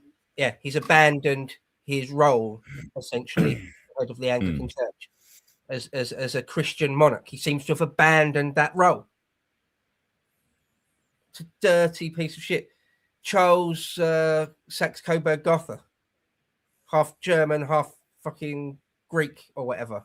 Gross. Yeah, gross. That's what that is.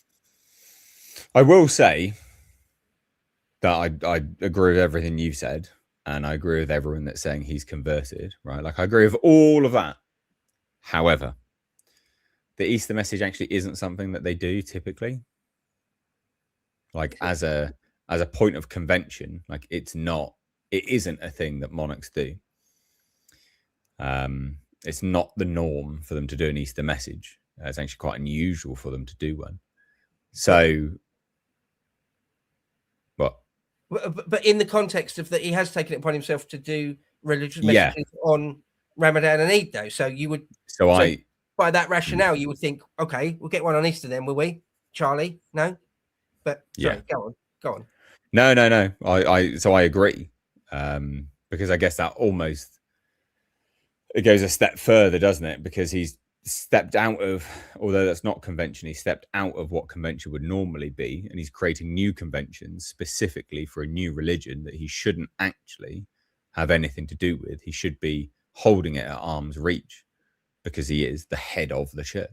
It's even worse, realistically, when you kind of step back from it all.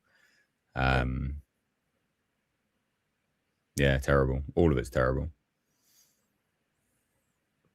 Garbage. He's such a piece of shit anyway as well. He doesn't fucking fat sausage fingers, doesn't do anything.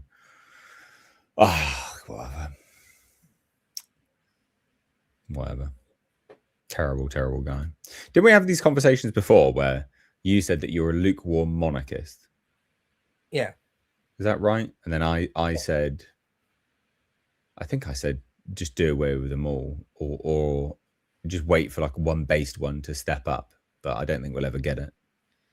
Yeah, I've said it before. I'll say it again. I've said it a number of times. I'm in favour of the concept of the monarchy, the constitutional monarchy. But that doesn't mean you have to like the actual sovereign at all. In fact, there's a very, very long and glorious tradition of that in England, of being pro-monarchist and but despising the king himself, even killing him, up to and including killing him, deposing him, more than just Charles I. Yeah. So that's where I am. I wouldn't want to throw the institution of monarchy out the window. But don't ask me to like King Charles III as a man, his views, because I don't. I think they're fucked in the head. He's a stupid man. He's actually a stupid man. He really is. Small-minded and stupid. Anyway, there you go. The world at your fingertips, fat fingers as well. All the money, all the education you could possibly do, and you still turn out to be retarded. Like, well done. Good. Yeah. Great. Yeah. Anyway, right. What's this? Executor grew up with the prequels, but appreciate the originals much more, and try to pretend 7 and 9 don't exist. Don't even mention the Acolyte. Oh, fuck the Acolyte. At least KK's gone. Yeah, man. Dreadful. 7, 8, and 9. Oh, sorry. No, you go. Sorry. 7, 8, and 9 are genuinely woeful. The thing about 7, although 7 had glimmers of promise, but just absolutely like sabotaged itself, as well as really, really, really, really dumb shit as well. But you could have salvaged some of the storylines that they had potential to set up, but they didn't, because they didn't have a plan between each movie. They actually had no coherent plan from one movie to the next. They let every single director just make up their own story as they were going along. So you intro with a film with clear inferences of characters that could do this and could do that, and then the next guy is just like, oh yeah, no, this is my take on that. We'll just shove that down the toilet. It's like, right, okay. So then you end up with Snoke being some like pickled clone guy, just fucking. He's got the Emperor Palpatine farming Snokes down on some planet. Like, Snoke isn't even a thing. Fuck, honestly, those movies. It's so. I hate them so much. It's mad. It was mad to do that. What you just said there, where each director gets to pick it up and carry the story on as they see fit, as they want. I.e., not there was no grand narrative to what 7, 8, and 9 would be. That's mad that you would then spend years and years and millions and hundreds of millions of dollars on that. Like, it's like an improv exercise, isn't it? You ever done that at improv where someone says a line, you try and tell a story, weave a narrative. One person says a line, and then the next person says the next line, and it's silly and absurd and funny. Okay. For a silly and absurd, funny exercise in improv, okay. For a multi-$100 million franchise, that's madness to do that. That's madness to do that. Like, I've seen episodes 7 and 8, and they've, apart from anything else, they're forgettable. They're quite forgettable. I don't remember a great deal of those two films. You know, how can you fail any harder? They just so ruined it, didn't they? They just absolutely. It's like one chef starting an ingredient and then handing the bowl off to another chef and then putting another ingredient in it. Yeah. Just because they think that they're making a different dish, and then passing it off to a third chef and then just laying a shit in it. And then go, there you go, eat that. Like, what? I was wondering where you was going to go with that analogy. You went the funniest place possible with it. Yeah, and then they're just a turd. There you go. Serve that up. Consume. Yep. Waiter, take that out to the masses. Take that out to the crowds. That's what we're serving up. Yeah. Oh man, terrible, isn't it? Take something that was really, really good, like episode 4. Episode 4 is a standalone movie. Amazing. Episode 5 and 6, Empire and Jedi. Something close to masterpieces. And then the prequels, pretty poor. And the sequels, absolute dog shit. I mean, I can't remember what stream. It might have been with you, Nate. It might have been with Drinker. I can't remember. I had to do some stream somewhere about Ahsoka. Yeah, it was me. I made you watch it. Yeah. Oh, man. Oh. I'm pretty certain it was me. I'm pretty certain I did, yeah. Oh. Or... Yeah, no, I can't remember. Did I make you watch The Acolyte or was it Ahsoka? I think it might have been Ahsoka. I did a bit of Acolyte and a bit of Ahsoka. One was with you and one was with Drinker. And I can't remember. No, I made you watch The Acolyte, yeah. Sorry. Yeah. And I just that was bad. I'm watching it, both those things. I'm watching them and I'm honestly thinking to myself, I can't quite believe my eyes. Like how you've taken the Star Wars universe. You've taken that, a brilliantly realized universe, cast of characters, timeline, all that thing. It's pretty masterful stuff for sci-fi, sort of space opera, whatever you say. And you've turned it into boring shit. How have you done that? How have you managed that? Oh, yeah. Dreadful. Absolutely dreadful stuff. Oh, fuck. Yeah, anyway, whatever. What's this? We got what? Shona McDonald asked us chaps. We're still doing these Shona jokes from this. That's something wickedly. It's obviously just tickled him or her. They obviously they're having fun. They're having fun. I like it. It's fun. There you go. Cheers. Yeah, thanks for £2, bro.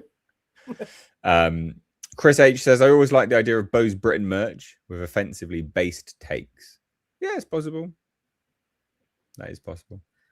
Bring back the gibbet in Bo's Britain. The stocks. Not the pillory and the gibbet. Bring it back. Wasn't there the what was the case that there was like a live sarcophagus that you sit in it, you stand in it was just full of... That's the gibbet. Oh, was that the gibbet? Oh, right, yeah. Sorry. I thought it was called something else. Some people consider that the scaffolding that you make for a hanging is called a gibbet. But then also another meaning of the word gibbet is exactly what you just described there. Basically like a human casing. You stand up in it, they put you there, they hang you up there and just leave you to die of exposure and or dehydration. Iron Maiden is what I'm thinking of. Right. You seen that? Yeah. Brutal. Absolutely brutal. And being hung, drawn, and quartered. There's an art to that, though, isn't there? Not just killing the victim too quickly. That's real medieval stuff, isn't it? Love it. Some people should have that today. Stand by that. Anyway, Hagnar the Viking says, regarding the conscription thing, I think everyone is seeing how US versus Iran and Russia versus Ukraine and how the maxim was in World War I, drones will be in World War II, and they just need fodder until they update military doctrine. Yeah, you got a good point there, really, haven't you? Like, Russia and Ukraine, I mean, it's a drone war now, isn't it, really? Like, it's as much meat to the grinder as possible, but the attacks that people are being, having inflicted upon them are primarily with drones. Like I'm not talking about like big drones. I'm talking about tiny little, like horrible drones. Ugh. Yeah. Hagnar will be talking about the Maxim machine gun in World War I. Yeah, where Yeah, it's the thing that kills most, right? It's the thing that really makes the casualty figures just skyrocket. Yeah, we're moving into a new age of warfare, aren't we?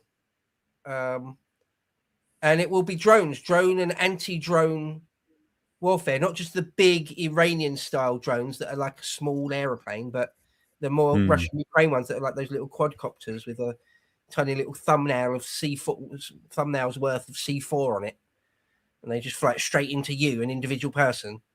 It's terrifying, isn't it? It's horrible. It's mad. Especially if you've seen drones. Have you seen these little quad drone things that move really fast? They're like, and they're like. Yeah, you're not gonna see it. You're not gonna catch it. Yeah, you can't dodge it. You can't run away from it or dodge it out of the way or anything. Like, you'd be lucky to shoot it unless you've got like a shotgun or some sort of automatic shotgun with like a bird shot. Maybe then, only maybe then. But other shotgun, than that, you'd have a good. I think a shotgun you may have a good chance because it's the sort of scatter effect, right? But yeah, as long as you haven't got slugs in it, yeah. But even then, they're so quick, so quick. Anyway, yeah, terrifying. Bad times. It's brutal. It's gross. Yeah, I mean, war's ugly anyway, but we're moving into a pretty bad time of it. That's a random name. Says, despite being a bloke, Shabana almost passes as femme. I was like, where are you going with that? And then, yeah, that's funny. Yeah. Shabana Mahmood is a reasonably feminine dude. Yeah, agree with you. Yeah. How long will the VIP party be after the main event? There you go. Yeah, I don't know anything about this. That's a good question, and I don't know the answer, I'm afraid. I really don't know. I'm tasked with turning up and talking on stage, and I've had, honestly, nothing to do with any of the other decisions or any of the organising of it or anything. So I'm sorry. It's a good question, but I don't know the answer for you. Sorry. I'll stick around until it closes, probably, I would have thought, or close to closing time, whenever that is. So, but I haven't got a proper answer for you. That's random name. Sorry, mate. Fair. Yeah, I've got no idea. Fellas, settle an argument. Is it worse to have surgery from a foreign doctor who speaks broken English or a massage from a man? A foreign doctor with broken English. If I'm getting like a sports massage, like an actual sports therapy, I've got an issue, an injury, and it's sports related, right? Like, and I need like an expert, and it has to be specific pressure applied. Like, I've got trigger points, all that kind of crap. My preference would be a woman, but a bloke would probably get the job done a bit better. Like a knotted back that's actually like got real issues in it, probably be a bit better. A foreign doctor who speaks broken English. Can you imagine getting an anesthetic and going under, and this guy walks up to you and is like, you'll be like, whoa, I'm dead. And then you go out. Yeah. I've actually had physio, like a proper, not bit more than a massage, like actual physiotherapy. It was more like somewhere between a sports massage and physiotherapy. And it was a dude. And it was fine. Yeah, it was fine. Like, it's not that bad. I'm comfortable enough in my own heterosexuality that it wasn't really a problem. So it's fine. I don't want to be operated on by someone that doesn't understand English properly. I don't want that. Yeah. I really, really would not want that. So yeah. Not great. There you go. That's my answer to that one. Appreciate it. Thank you. Legendary base Zoomer here.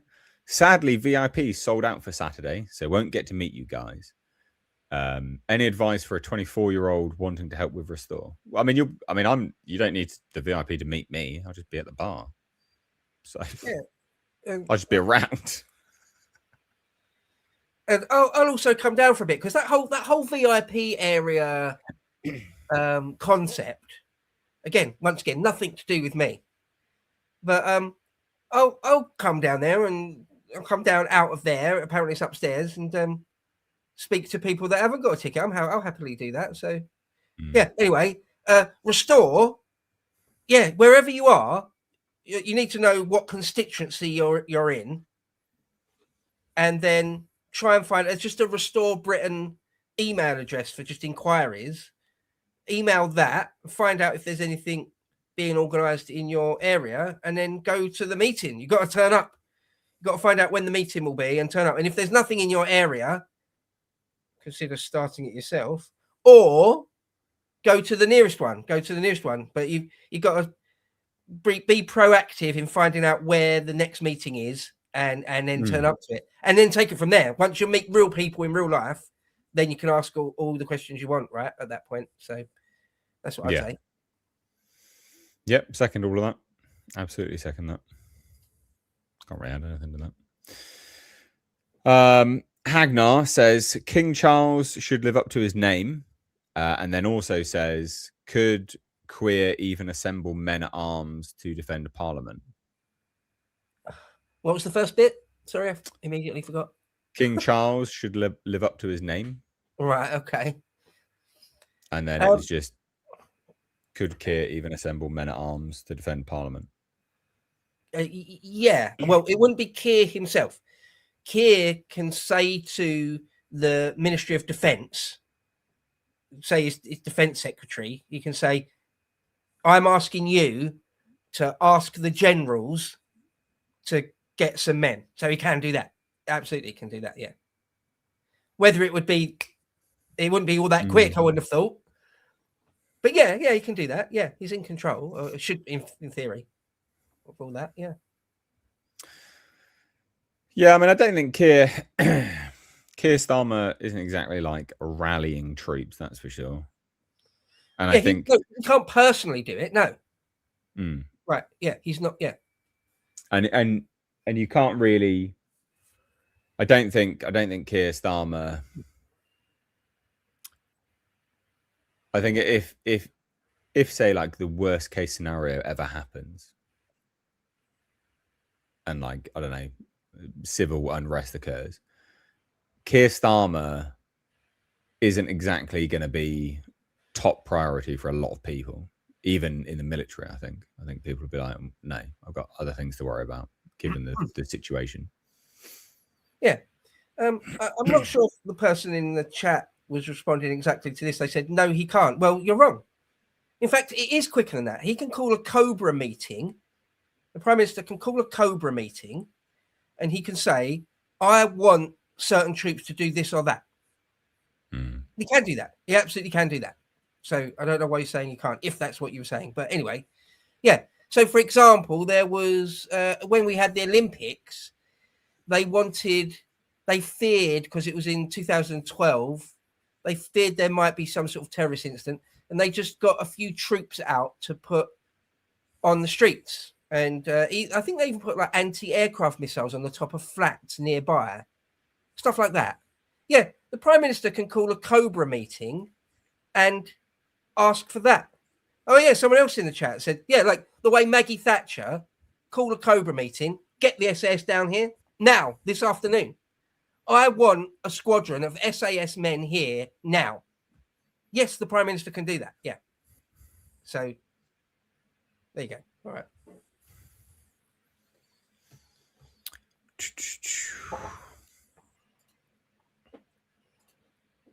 That's a random name. Says Star Wars is the Halo of movies. If you know, you know. I don't know. Yeah, I don't know what that means. Sorry. Sounds good. The Halo of movies. Yeah. Is that Halo the game? Yeah, are you referencing that Halo the video game series went on so long that it just destroyed itself? Is that what you're referencing? That would make some sense. That makes sense. Because they did jump the shark. They went fucking mental.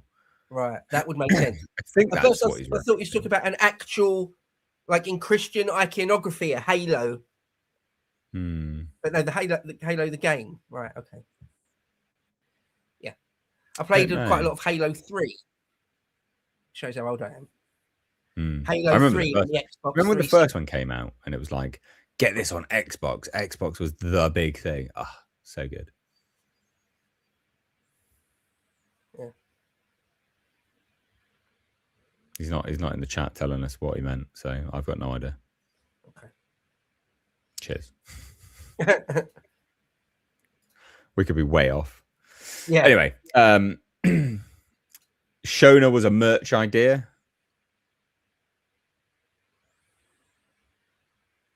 Was it?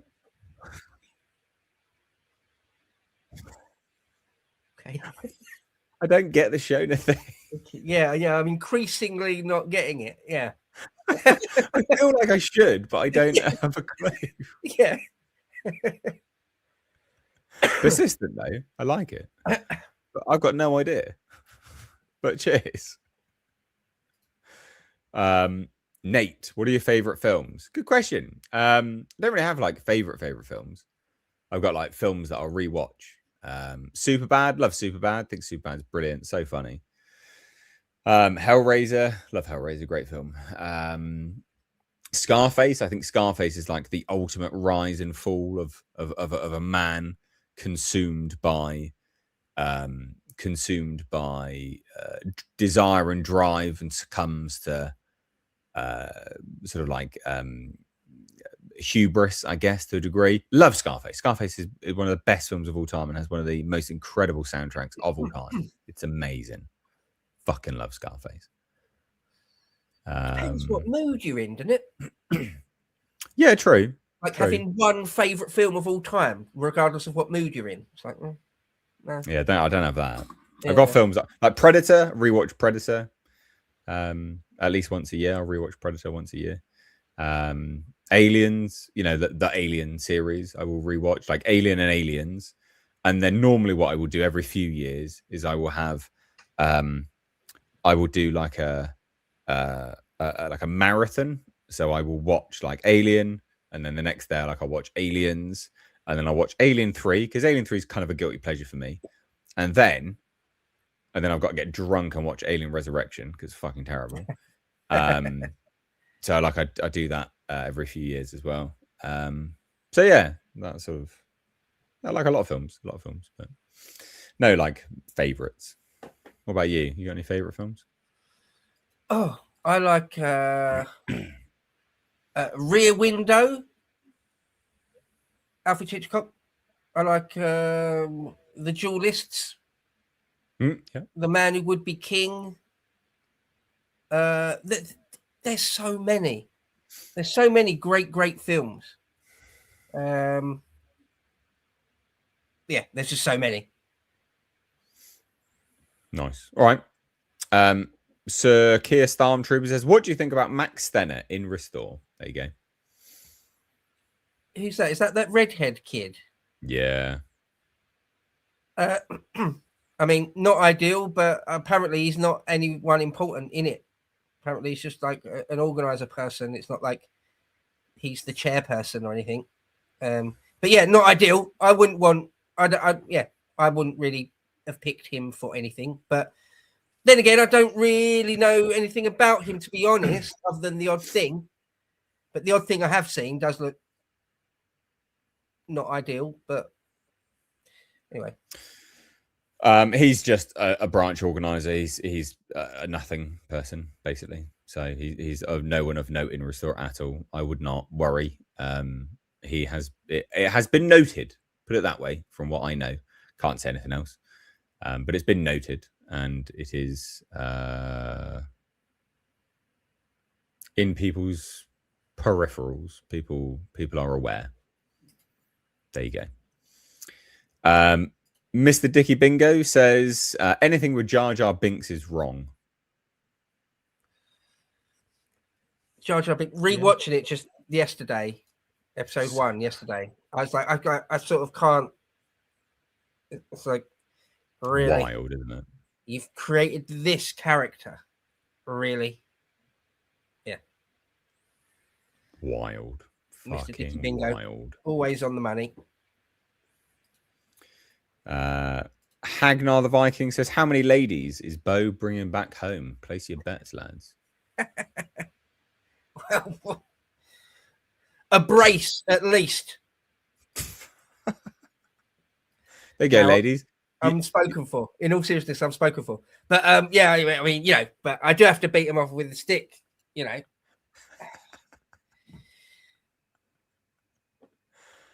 Oh dear, brilliant. There you go. Yeah. Anyway, move on from that. I think. I wonder if he can trust the general not to flip over to the king. Calling a meeting during a coup is always a risk because you have no idea who's in. Fair point. Yeah, coups are always, you know, you never know how it's going to plan out. How it's going to play out. Yeah, the chips are up in the air at that point, aren't they? Yeah. We need to do it in Nepal. Full Nepal boogaloo. Zoom a waff and rise up. No, you know Nepal. They did the yeah. Can we say that? Yeah, I think we can say that. Okay, I've said it now, so fuck it. And what? That's how we roll on State of Politics. Well, I don't know. I can say that. Yeah, I want a coup and new leader voted on Discord. Disavow. Prank caller. Oh, yeah. Wow. No, I'm joking. You heard it here first. I'm more base than Bo. That's it. No. Right. The big cheese. If Britain ends up going back to mining, probably not, but yeah, and using its own coal, do you think it would be viable with modern technology to bring back steam trains? I mean, we could bring back steam trains if we wanted to. Of course we could. I mean, it's possible. It's not outside the realms of physics, is it? But you can make a steam train. I don't know what you mean. Yeah, I'm saying it's not outside the realm of physics, but it would be difficult because I actually did a few long form bits of content with that bloke Alex, that steam guy. Very, very knowledgeable. Great, very, very interesting dude. Privileged to call him a friend.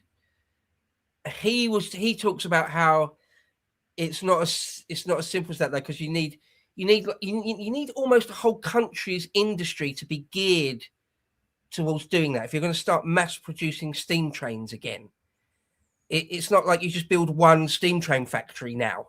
No, it would require. It requires the country to be geared towards it. So again, it's not impossible. It's not impossible, but it would be a massive project that would take decades to play out, probably. Oh, right. Well, no, then. And we'll probably never mine our own coal either, because we're led by ideological zealots of the sun god, unfortunately. If it was up to me in Bowes Britain, I would open up coal mines again, just for jobs and for energy, and as let 100 flowers bloom. Is it the Maoist thing? Let 100 flowers bloom. Let all the activists come out of the woodwork to protest it, so that I can arrest them. So there's like 2 or 3 birds with one stone there. Brilliant. Lovely jubbly. Brilliant. Love it. That's a random name. Said Halo Games went from Bungie to 343 Industries. They ruined the lore, the themes, characters, etc. Girl bosses. Both franchises destroyed by women. Yeah, that's what I thought you meant. Yeah. Well, okay. Okay, that makes sense. Yeah. Then. All right. Yeah. All right. Cool. Got it. Appreciate it. Nice. I thought that was the case. Mark Collett could be a good guest. Could be. I wouldn't rule it out. He might not want to speak to us. He might not even know we exist. But I wouldn't rule it out. I wouldn't rule it out. If we had Steve Laws on, we can have Collett on. Do you know what I mean? I'll talk to anyone within reason. We're trying to. I tell you what, we are trying to do. Chat. Maybe you can help us with this. We're trying to get Carl Benjamin on. All right, he's ducking and diving us. Oh, Sargon of Akkad. So when you see him, he was on once on a live stream, wasn't he? Yeah, I know. In his live chat, State of Politics spamming, Go on State of Politics. Go on TSOP. Go on State of Politics. State of Politics. We want to see it, guys. We've got to get him on as a guest. You can do that for us. I know you can, guys. I know you can. I know you can do it for us. I can just picture like Carl's live chat now. It's like 1,000 people just saying State of Politics, State of Politics, State of Politics. God. Can you imagine? You're gonna get me fired, dude. You'd be well pissed. Oh dear. No, it would be good to have him on. We have invited him on. It'd be good to have him on. And we're open to having anyone on, really. Realistically, it's just if we think that we'd have like a good conversation with them. You know, like Kelly J. Keane. We initially offered her to come on, but I've sort of since, me and Bo have since spoken about it. It seems that we just go round and round in circles with it. It wouldn't be productive. Like, I don't think you guys would enjoy it. I think you'd find it really annoying because we just go round and round the houses, and there'd be no point to it, basically. So, guests. Oh, sorry. I'll say I'm not particularly interested in talking to her. I'm not interested in talking to leftists or feminists. I'm not interested in having a discourse with them.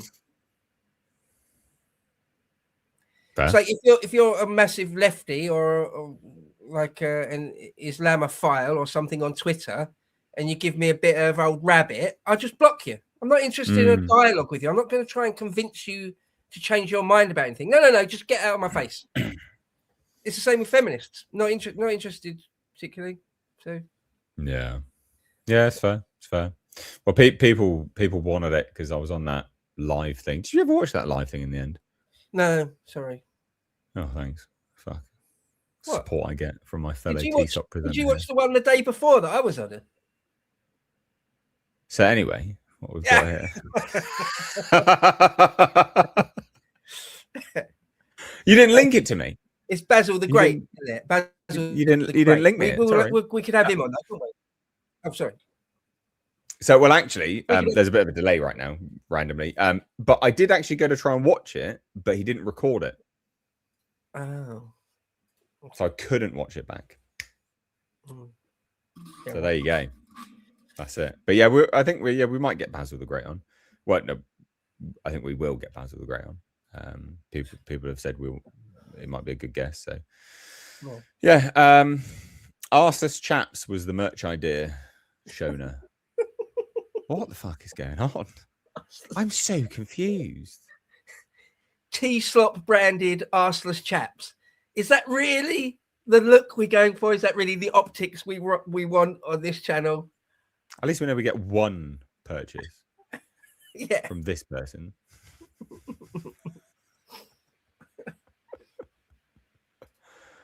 Oh dear. What's this? Welshie.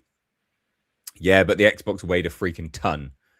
Thing, Aliens, Dirty Dozen, Kelly's Heroes. Also, Restore need to get an X account.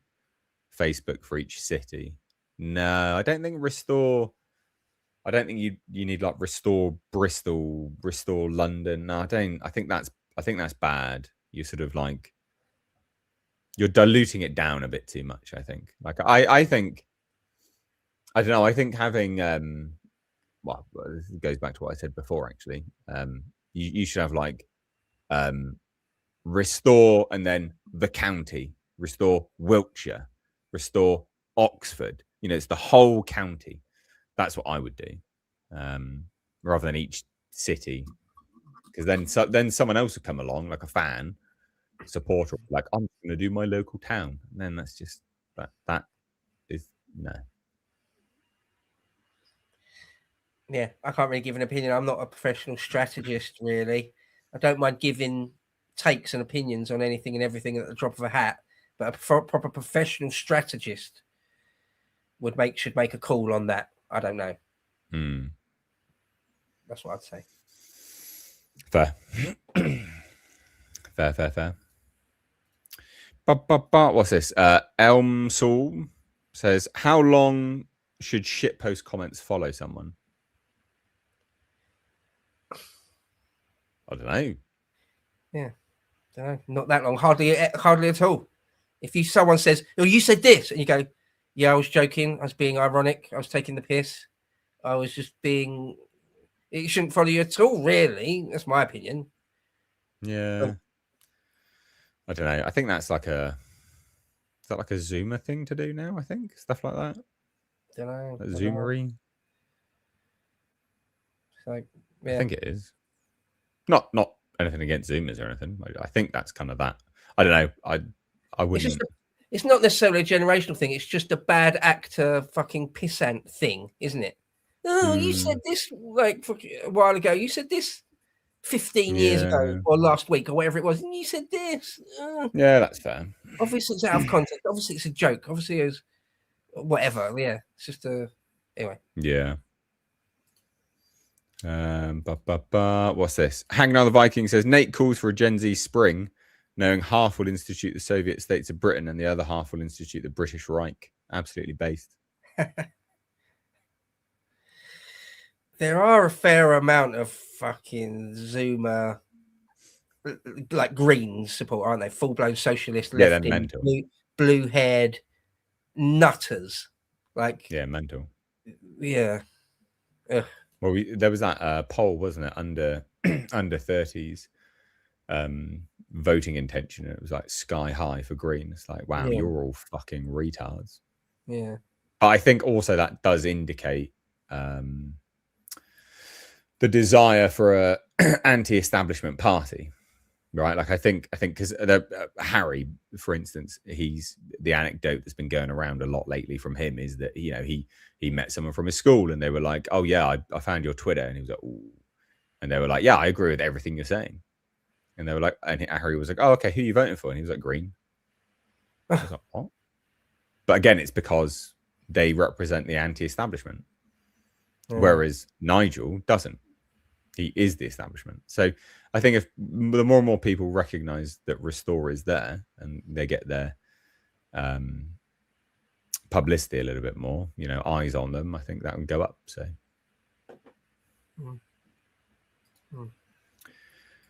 what's this? Bo the Bass, the Nate the Noticer. I like that. I do notice. Bo the Based. Lord Dade, first Baron Dade.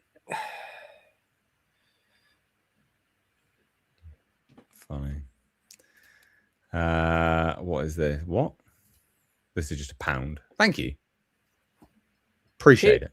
Cheers. We'll take it. I'm guessing maybe you said something, but it didn't come through. So say it again in the chat. Now I'll look at the chat now. Say it if you did say something, I guess. I don't know. Sometimes it doesn't let stuff come through. What's this? Basil Faulty. Would you agree with a lot of Mark Collett's views? He was an ethno-nationalist. Can we stop saying ethno-nat and just say ethnat?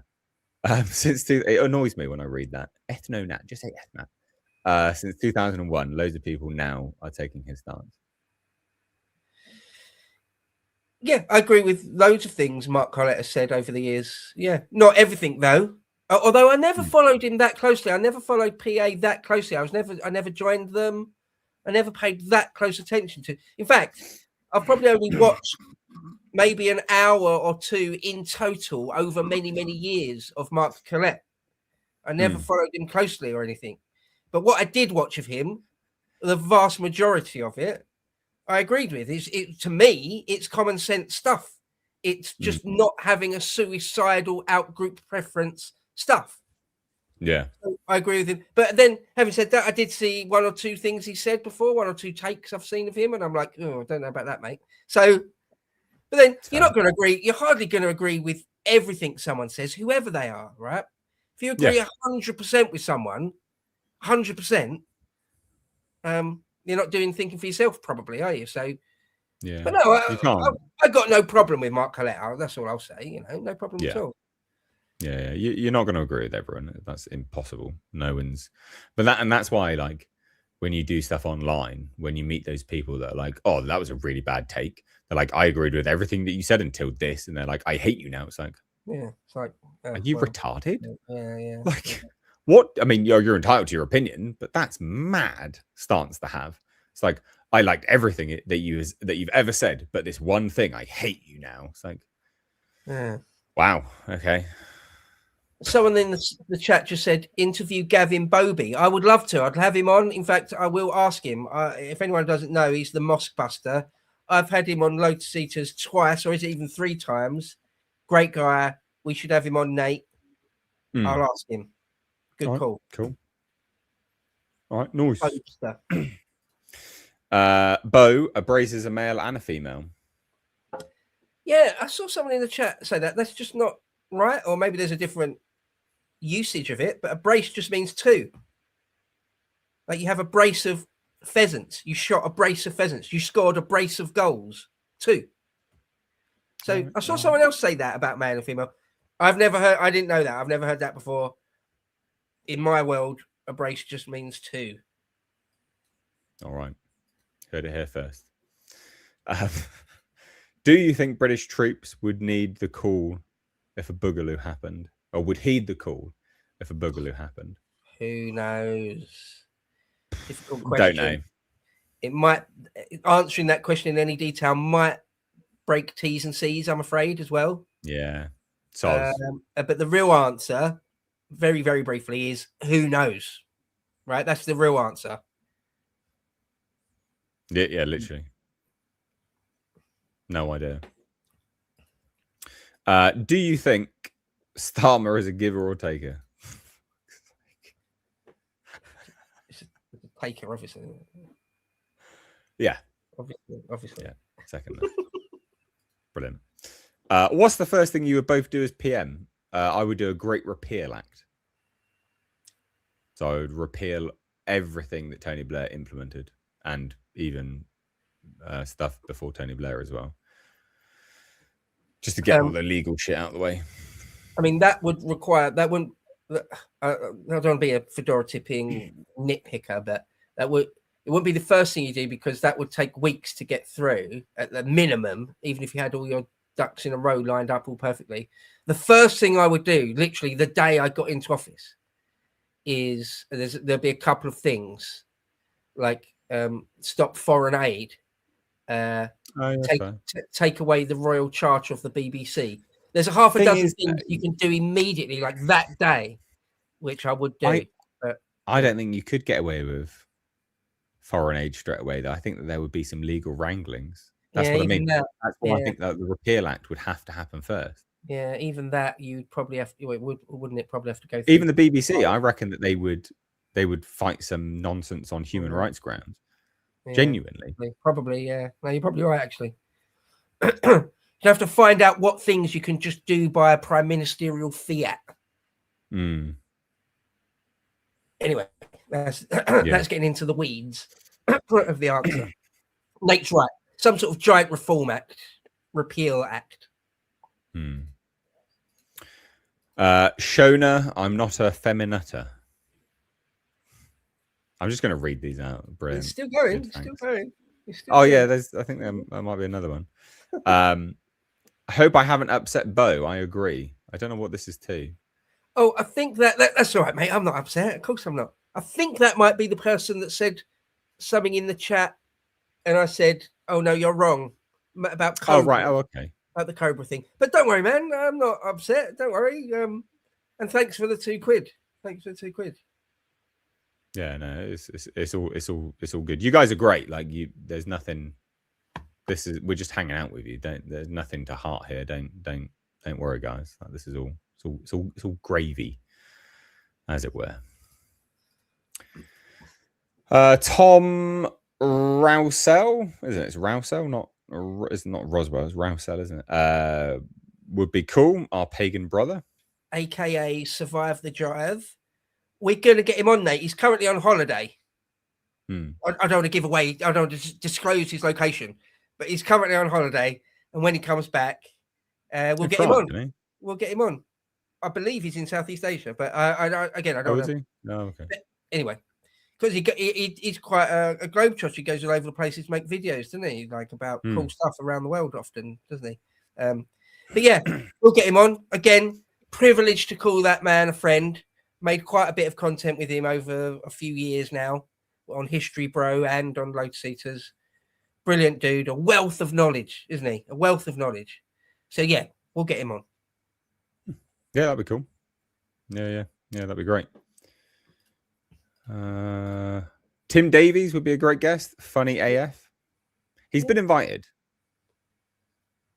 We just, yeah. Some timings need to be sorted out, perhaps, but scheduling. I don't know. He's been invited, and yeah, we'd have him on for sure. He would be a good guest. Absolutely. I'm a big fan. Shona Mankini. Fucking, you're getting in on this now. Someone else is getting in on it now. What the fuck is this? What is it? Little chat in group chat gags are funny. Like no one else in the world, unless they were on this live stream, would get it. I like that sort of thing. I think that's funny. I'd like to be in on it though. I don't think there's much to get, to be honest. No. Not really. All right. Okay. Well, whatever. Anyway, making me laugh, Shona. See, there's more. It's not. Fuck no. I think it's just putting Shona on it. I think. Yeah. Cool. Sharona. Anyway. I think the issue with Kelly J. Keane is that she is the type to make a comment publicly and feel the need to continuously defend it, regardless of her realizing it was badly judged. Do you agree? No, and I mean that. So I don't agree. I don't agree because I don't think I don't think Kelly J. Keane realizes her comments are bad. So I disagree on the face of it. I agree that, like what you're saying, she makes bad comments, but I don't think she has the awareness that they are bad comments. Basically, like that Basil Connor fucking live thing, she went about saying that she has more in common with a female dog, than an English man because she's a female. I mean, it's fucking mental stuff. Like, with all due respect, fucking mental. So did you say that? Did you tell me? Yes, mate. Yes. I promise you, I'm not putting words in her mouth. She said that.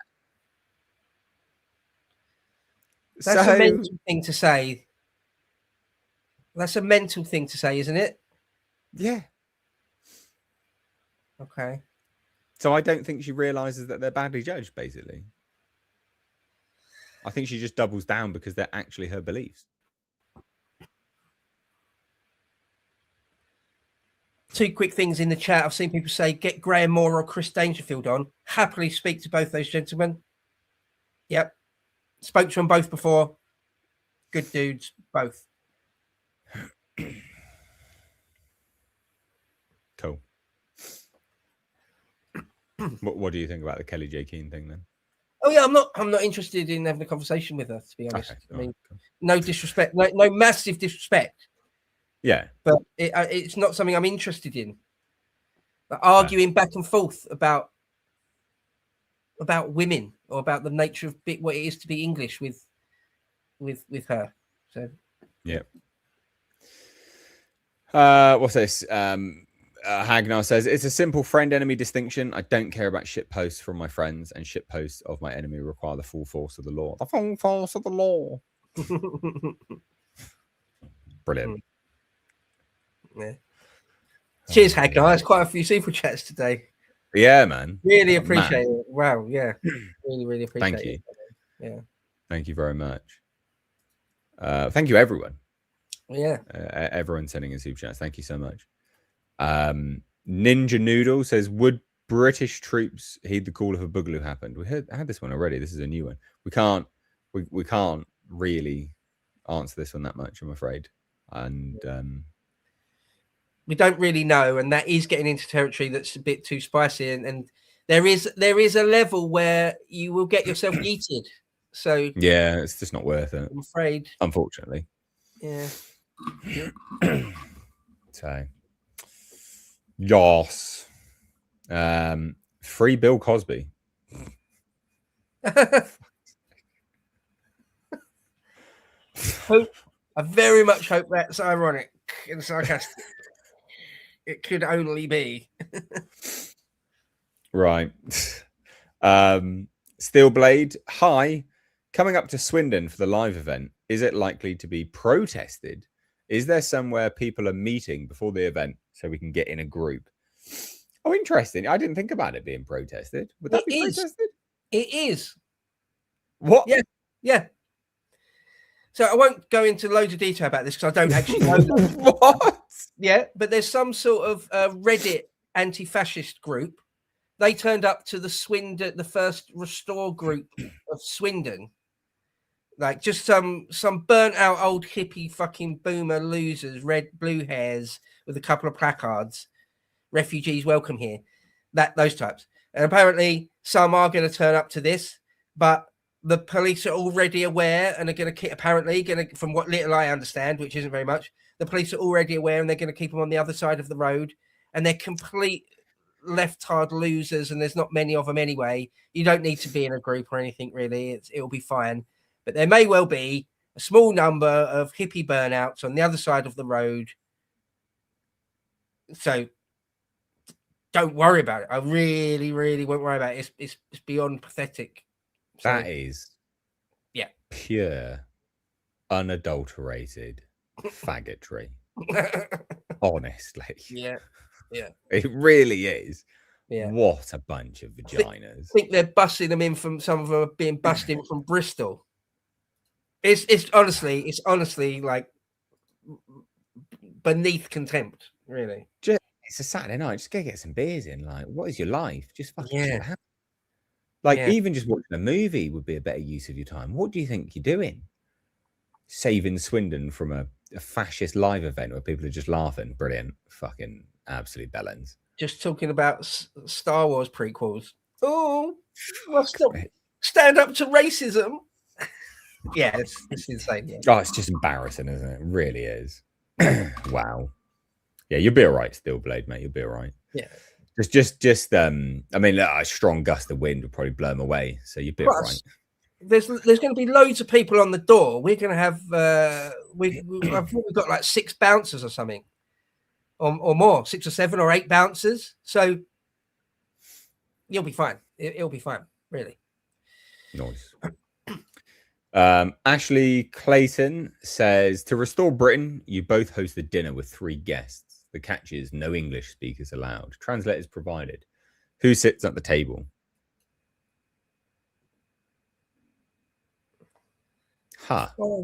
Non-speaking foreign people. Oh, I don't know. Oh, Is this throughout time as well? If I had time to think about that, I could probably give you some interesting, decent answers. Off the top of my head, I'm not. I mean, one thing that popped into my head was that Japanese Iron Lady, Margaret Thatcher, Prime Minister lady. Wouldn't mind asking her a few questions, maybe.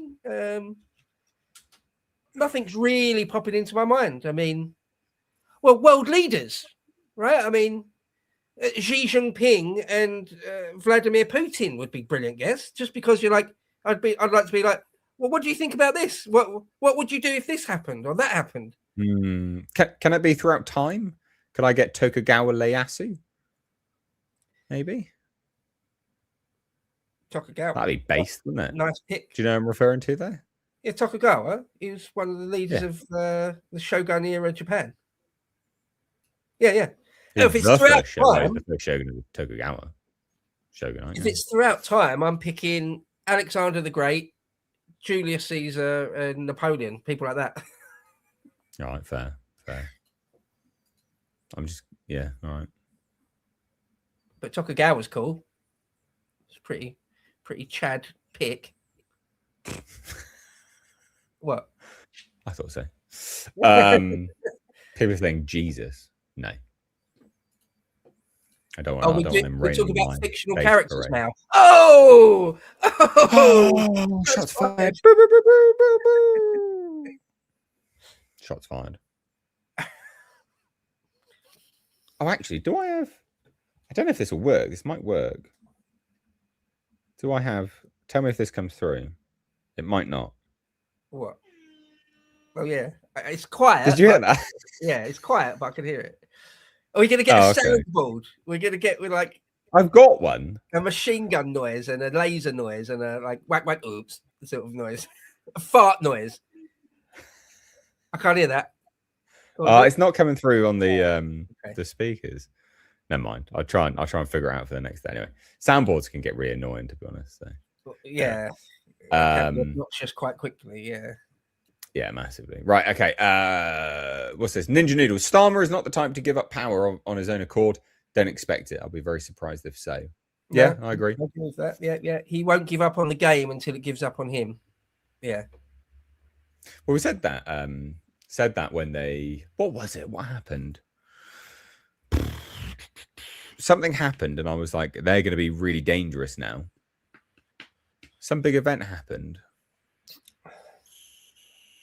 Can't remember, but I was like, they're going to be really dangerous because they know. I think it was when they knew that they were going down in the polls. And I was like, yeah, they're going to be incredibly dangerous now. I can't remember what it was. There was a clear event though. Wasn't it just I was like, mark my words, they're going to speed run everything. Yeah, wasn't it just the polling that came out that Starmer was the least popular prime minister of all time, or the ID card? Was it something to do with the ID cards? Maybe. I remember you saying. I do remember you saying it. I think it was even before then. I think it was like in part of his first. I can't remember when he not long been in power. And I was like, he's going to go for it now. He's got nothing left to lose. I think it was the polling. I think it was the polling that was coming out that was just that he's incredibly unpopular. He's this, he's that, blah, blah, blah. I think it was that. But I thought it was an event. Oh, never mind. But anyway, yes. Dangerous man. What's this? How would you combat the Freemasonry of the small hat merchants? Well, have to be, I mean, Fed post, disavow, prank caller. No, I mean, again, we have to, there's T's and C's. I mean, we'll simply get. Everyone has a homeland. Yeah. That's what I'll say. Yeah. Good angle. Everyone has a homeland. Everyone can go to their homelands. Everyone has a right to their own ancestral homeland, don't they? That's what I'll say. Anyway, what is the airspeed velocity of an unladen swallow? Well, African or European? Sorry, you're gonna have to specify if you mean African or European. I mean, oh dear. Who knew Shona is fun? Who knew? Who knew?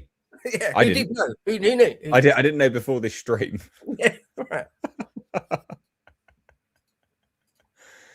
Okay, right. Hagnar says, I never understood why the Anglo-rightists are shocked that a feminist like Kelly was being a feminist. She was never an ally. I've not had much interaction with her. Do you want to take this one? Because you've had her on Lotuses and stuff. So she's been on Lotuses before, but I've never spoke to her. I've never been on the podcast with her or anything. Yeah, I mean, Hagnar just makes a fair point. Why would a rightist be shocked that a feminist isn't actually a full-blown nationalist patriot to the core, the real deal? Yeah, don't be shocked. Yeah, it's a fair point. Fair. And then the Big Cheese says was listening to music on Spotify earlier today, and I got an ad for digital IDs and how wonderful it would be. Oh. Yeah, they are still trying to push that crap, aren't they? I was saying this, they brought in making tax digital for any sole trader. So sole traders could just file their taxes themselves, right? You could just file your taxes on HMRC website. It's really easy to do. I say really easy. It was quite, I mean, it was a pain in the ass, but it was easy. Now they brought in making tax digital for anyone that earns 50 grand for this financial year, then 20 grand, I think, for next financial year. And it's absolutely a way it's the slow creep of the digital state, basically. That's all it is. Because on the software, you've got to pay for software. Brilliant. Great. You could just do it for free. Now you got to pay for it. Fucking dickheads. And they were like, oh, you can link up your bank account. I was like, you know what? don't fucking think I will, actually. Yeah. Don't think I'll link my bank account to that software. Yeah. Think I'll Thanks. input things manually, matey. Thank Yeah. you. Don't mind if I do. Don't mind Thanks, if I but do that. no thanks. Yeah. Mission creep. Absolutely. That's exactly what it is, isn't it? We'll just move it in really slowly, piece by piece. Just do it that way. Yeah. Wankers. Yeah, pretty shit, to be honest. Not impressed. Not impressed. I was hoping to get around it, but I can't. Got to fucking do it. Anyway, whatever. Calms just sent in £1.99. Thank you. Appreciate that, man. Cheers. Appreciate that. It's very, very kind of you. Very, very kind of you. And that is the end of our super chats. No, we got one more. Plankton Kid says, if we're picking historical figures, I'd go for Alfred, Ethelstan, and Harold Godwinson. Ooh. We need to make the fathers of England the most respected icons. Yeah, I like that. It's mad, isn't it? They were saying like, oh, there's going to be a new town in the vein of like Milton Keynes built. What were the names? And one of them was like, oh, Ethelstan is being posited as one of the names. And I was like, why is there not a town called that already? Like, why isn't there? Oh, that's bad, isn't it? Well, this person there, and I don't blame them, is obviously a big Anglo-Saxon fan. Yeah, I mean, the Normans changed a lot of names. The Normans tried to sort of de-Saxonize England in various ways and failed largely. But yeah, I mean, yeah, I would love to sit down and have a meal and chat to Alfred, Athelstan, a little bit less so Harold Godwinson, but still would be interesting. Certainly Alfred and Athelstan, what they could tell you. Amazing. How they could flesh out history for you. What they were actually like, what they would be like to sit down with as men. How they would comport themselves and everything. It would be fascinating. Absolutely fascinating. So, someone said Richard the Lionheart also. I think that'd be good. There's loads. I'd love to sit down with William the Conqueror, Henry II, Richard the Lionheart, Henry V, Edward I, Edward III. There's so many. There's so many. You'd love to chat to them. I'd love it. It would be amazing. Yeah. Great input there, Plankton Kid. Very, very good. Yeah, cheers. Very, very, very good. We didn't. I think you beat us on the historical ones there. To be honest, I think you did well. So yeah. Well, anyway, so that's the stream. That's it. We've done all of the super chats. Got all of the super chats done. That's what you get here on TSOP Live. No matter how long it takes, we'll do it. We'll do them all. We'll do them all, and we've done them all. Okay. But no, thank you so much. For those that missed out the start of the stream, whenever we said it, we're gonna be doing this every single Sunday, basically. Just hanging out with you guys. They may not always be as long. It is actually just dependent on you guys, really, whether they're going to be as long as this. It's the interaction, isn't it? But yeah, so 8 p.m. We're very, very Sundays. Blessed by having so many. So it's the same. We're very, very blessed by how many super chats people are sending in. So yeah, holy shit, yeah, massively. Yeah, so 2.5 hours. Belief, actually. Boom. In fact, and there's another one. Speaking of which, so we'll get to that now as well. The Fairchild A10 Thunderbolt 2 has 2 General Electric turbines and a 30mm Gatling cannon. If she puts her engines to full and fires her gun, she will actually accelerate backwards. That is how powerful she is. What the hell is that? An A10 Warthog. It's a ground attack jet, US airplane. It's basically like a Gatling gun with an aeroplane built around it.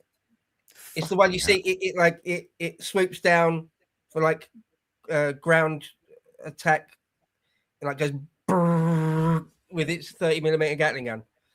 Based.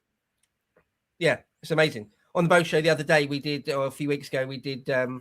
What's your favorite like American fast jet with like F-22 Raptor or whatever? What else did we say? Like an old F-15 or something. We put the Warthog in there. I think it's ugly. It's an amazing piece of engineering, but it's kind of ugly, I think. compared to an F-22, say. And anyway, it won in the poll. People love it. People love the A-10 Thunderbolt. People are saying it's a meme in the chat. What is it a meme? Oh, there's various jokes and memes around it. Yeah, like right. Oh, okay. Noise. Yeah, there are various things. Yeah. Oh, yeah. Someone saying they didn't get the meme. I didn't know this was a meme. This is all new to me. Good day. Cool. Appreciate it nonetheless. Thank you very much.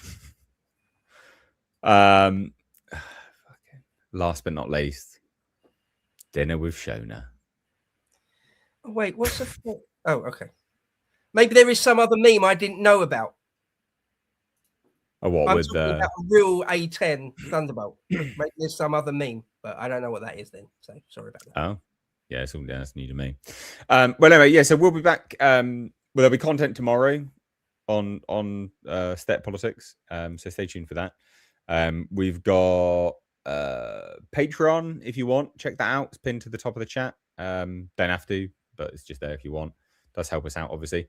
And for another live show, we'll be back on Sunday, next Sunday, obviously. So thanks, guys. You are absolute legends. So yeah, thank you so much. Thank you. Love you. Bye.